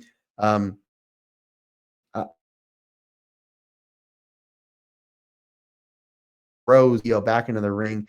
Stephanie Vaquer hits a beautiful top rope crossbody that scores her 2 count. Stephanie then goes for the bullet train, going for Io's own move, the bullet train. However, Io moves out of the way as Stephanie comes back from eating the turnbuckle. Io hits a perfect German suplex. Stephanie then fires up and hits Io with a German suplex. So we got some nice German suplex exchanges between these two fantastic wrestlers. Stephanie now has the advantage. She goes for the devil's kiss. However, Io rolls through the double kiss attempt and then hits a beautiful double stomp onto Io. Io then goes to pitch Stephanie into the turnbuckle. Stephanie reverses it, and then Io tries to put the foot up. Stephanie then hits this insane, gross dragon screw leg whip. Very Hiroshi Tanahashi style dragon screw leg whip. Very great stuff there. Then we do see that Stephanie Vaquer is really working on Io's knee. Io is able to muster up enough strength, hits a step up hurricanrana, almost scoring a 3 count, almost stealing one there off this match. Io then goes for the bullet train. She hits the bullet train, and then she goes to the top rope for the top rope moonsault. Io misses, coming down on the knee. Stephanie Vaquer then hits another dragon screw leg whip, and then hits the devil's kiss. That scores Stephanie Vaquer a 2 count. Stephanie then goes to the top rope. Io limping, fighting spirit. The championship means so much to Io. She stops the top rope, whatever Stephanie was going for at the top rope. She stops it. We get a top rope fight between the two. Io, even with that bad knee, is able to fight through the pain, hits the Spanish fly, the belly to belly off the top rope. That scores a 2.9 count. Io then says, "My knees be damned," pulls down her knee pad, wants some bone on bone action, hits the bullet train, where it's just, again, no padding, the bone on bone. It is Io's knee onto the face of Stephanie Vaquer. She hits the bullet train and then follows that up. Shouts out Tam Nakano. She follows up the bullet train with the violent shooting. So again, 2 knee strikes with no pads onto Stephanie Vaquer. And I was like, oh man, maybe Io's going to win this. I thought Stephanie was going to get the win. Io goes to the top rope for the top rope moonsault, misses the top rope moonsault, and Io sells the knee. Io sells the knee, and I just love the psychology behind of Io putting the knee pads down to do more damage onto Stephanie, but she forgot to put the knee pads back up onto the moonsault, and ultimately that cost Io. Io again goes face in, knees first on the mat. She's selling the knee, and then Stephanie Vaquer goes to the top rope, hits the sky twister press, scoring the 3 count. Stephanie Vaquer is your new WWE Raw Women's Championship. 4.5 stars. Absolutely fantastic match between 2 terrific competitors. Now, folks, for those of you that watch on our YouTube channel, every Saturday I release my top 5 favorite Joshi / female matches. This show did take place Saturday night. I did my review Saturday afternoon because I was leaving to go see Slayer. I am definitely going to add this match into next week's top 5, because not unless every single match in Korakuen's 5 stars, this match is making my top 5, because I was like, I wanted to record that before I headed off to beautiful Hershey, Pennsylvania to go see the mighty Slayer. So even though that was Saturday, I reviewed it after I watched Tokyo Joshi Pro Wrestle Princess, which, by the way, phenomenal show. Go out of your way to see that main event with Mizuki versus Miyu Watanabe for the Princess of Princess Championship. And again, full review on this week's episode of Talk Joshi. But yes, I'm going to add that Io versus Stephanie Vaquer match into this week's top 5. So it will qualify since I recorded before. Really, I should have. Anywho, folks, we go to Monday Night Raw from the 22nd. Again, shout out to my main man, Darren Chatton, for giving me all of the time cues on this one, because there was a lot of Io and Kairi watch on Monday Night Raw. So we get a backstage segment with everybody's congratulating Stephanie Vaquer on becoming the women's champion. And then we see Asuka saying, "You didn't deserve it. You don't deserve it. You're not good." Basically dogging poor Stephanie Vaquer. And I'm like, oh, maybe we're going Asuka in a Stephanie match. That's a match I definitely want to see. And then Rhea comes in. She's like, "I'm tired of you being a bully. Me and you tonight. Let's have a match tonight." And poor Kairi's trying to calm down the whole situation. Obviously, she's trying to back up Asuka, and she's just like, "No, let's just everybody calm down. Cooler heads will prevail." So now the match is set. We are in Asuka versus Rhea Ripley. We've been building to that match for quite some time. Now we're going to get it. We got it in the main event. The main event on Monday Night Raw, which I thought was great. We get a backstage segment with Asuka and Kairi helping Asuka warm up for her match coming up. Io comes in and tells Asuka, "Don't do the match. Don't do the match. No, you're my family, but Asuka, Rhea's my friend." So Io's trying to say, "Don't do the match," and Asuka said, "No. We're gonna do the match." Asuka leaves, and then Io begs Kairi, like, talk some sense into her. Kairi says, "No, Asuka's the reason why we're here." And if you think about it, no other Joshi's really gotten over in WWE until Asuka. So it's like Kairi's got a point. Like, Asuka's the one that basically, blazed the trail for all these Joshis we've seen coming in over the past few years, whether it's Io, whether it's Kairi, whether it's Julia. So it's like, I see Kairi's point. Like, no, if it wasn't for Asuka, we wouldn't be here. Where even though, like, Asuka's being a jerk, like, see why Kairi is the way that she is. And it's just like, she has the poor puppy dog eyes. Like her heart is broken. It's like I need to follow Asuka because I wouldn't have this opportunity if it wasn't for her. But at the same time, I don't like what she's doing. So I thoroughly like that. Io then goes to Rhea, says, I tried to tell Asuka to call the match off. You need to call the match off. And Rhea's like, absolutely not. I want this match. And then she said, you know what, Io, maybe I can beat some respect into Asuka, very much like how me and you, we've had our series of matches and we beat respect into each other. So eventually then Rhea tells Io, like, look, I know Asuka's family to you, but you can't trust her. And that what makes it even worse is when you can't trust family. Io is so upset at Rhea. Io leaves. So poor Io's heartbroken. Kyrie's in the middle of this. We go to this main event. Asuka versus Rhea Ripley. They've been building towards this. This is smash mouth professional wrestling at its finest. These two absolutely tore the house down. Obviously, we knew the storyline was with Io. Then we were adding Stephanie Vaquer and Kyrie, and we know we're going to get something with Io and Asuka somewhere down the line. But I'm like, they're really planting towards an Asuka versus Rhea match. So hopefully we're going to get it. We got it here. We got time. Really great stuff. There's a spot in the match where Asuka hits a series of strikes.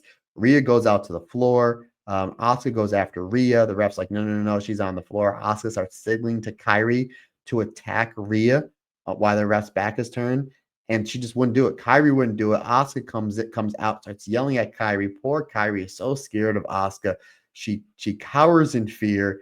Match goes back in the ring. We get some great falls. Asuka goes for the hip attack. The Asuka attack accidentally hits Kyrie, and then Rhea rolls up Asuka, getting the 3 count, getting the win on the main event of Monday Night Raw. But folks, we're not done.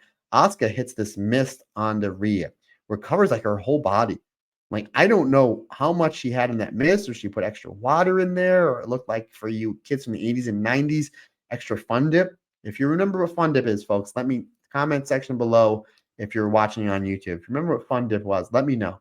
I mean, that's what it looked like. It would look like a whole bunch of Fun Dip that wasn't fun for Rhea. There was a lot of blue. That was awesome. I mean, there was a lot of the color blue on poor Rhea Ripley, and the way that Rhea sold it, I thought was terrific. And then Asuka tells Kyrie, you need to beat her down now. Kyrie reluctantly beats up Rhea Ripley, and then Io comes in to make the save, and she said, no, stop.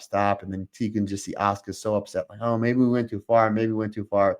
She hugs Io, but then she hits her with a spinning backfish, dropping Io, and then she tells Kyrie to start beating up on Io. Kyrie, again, very reluctant, beats down Io. Rhea tries to make the save, but again, she's covered in all blue mist. She's just swinging, doesn't know where she's at. Asuka hits a big running kick, taking Rhea out, and then Asuka and Kyrie hit the assisted insane elbow. And again, Kyrie the whole entire time is just crying, does not want to be there, but she needs to be there for Asuka because Asuka's the one that blazed the trail for them to be there. So it's like, I see Kyrie's point, but poor Kyrie is so heartbroken. What a great match. What a great angle that they have put together over the last 7-8 weeks with these 3.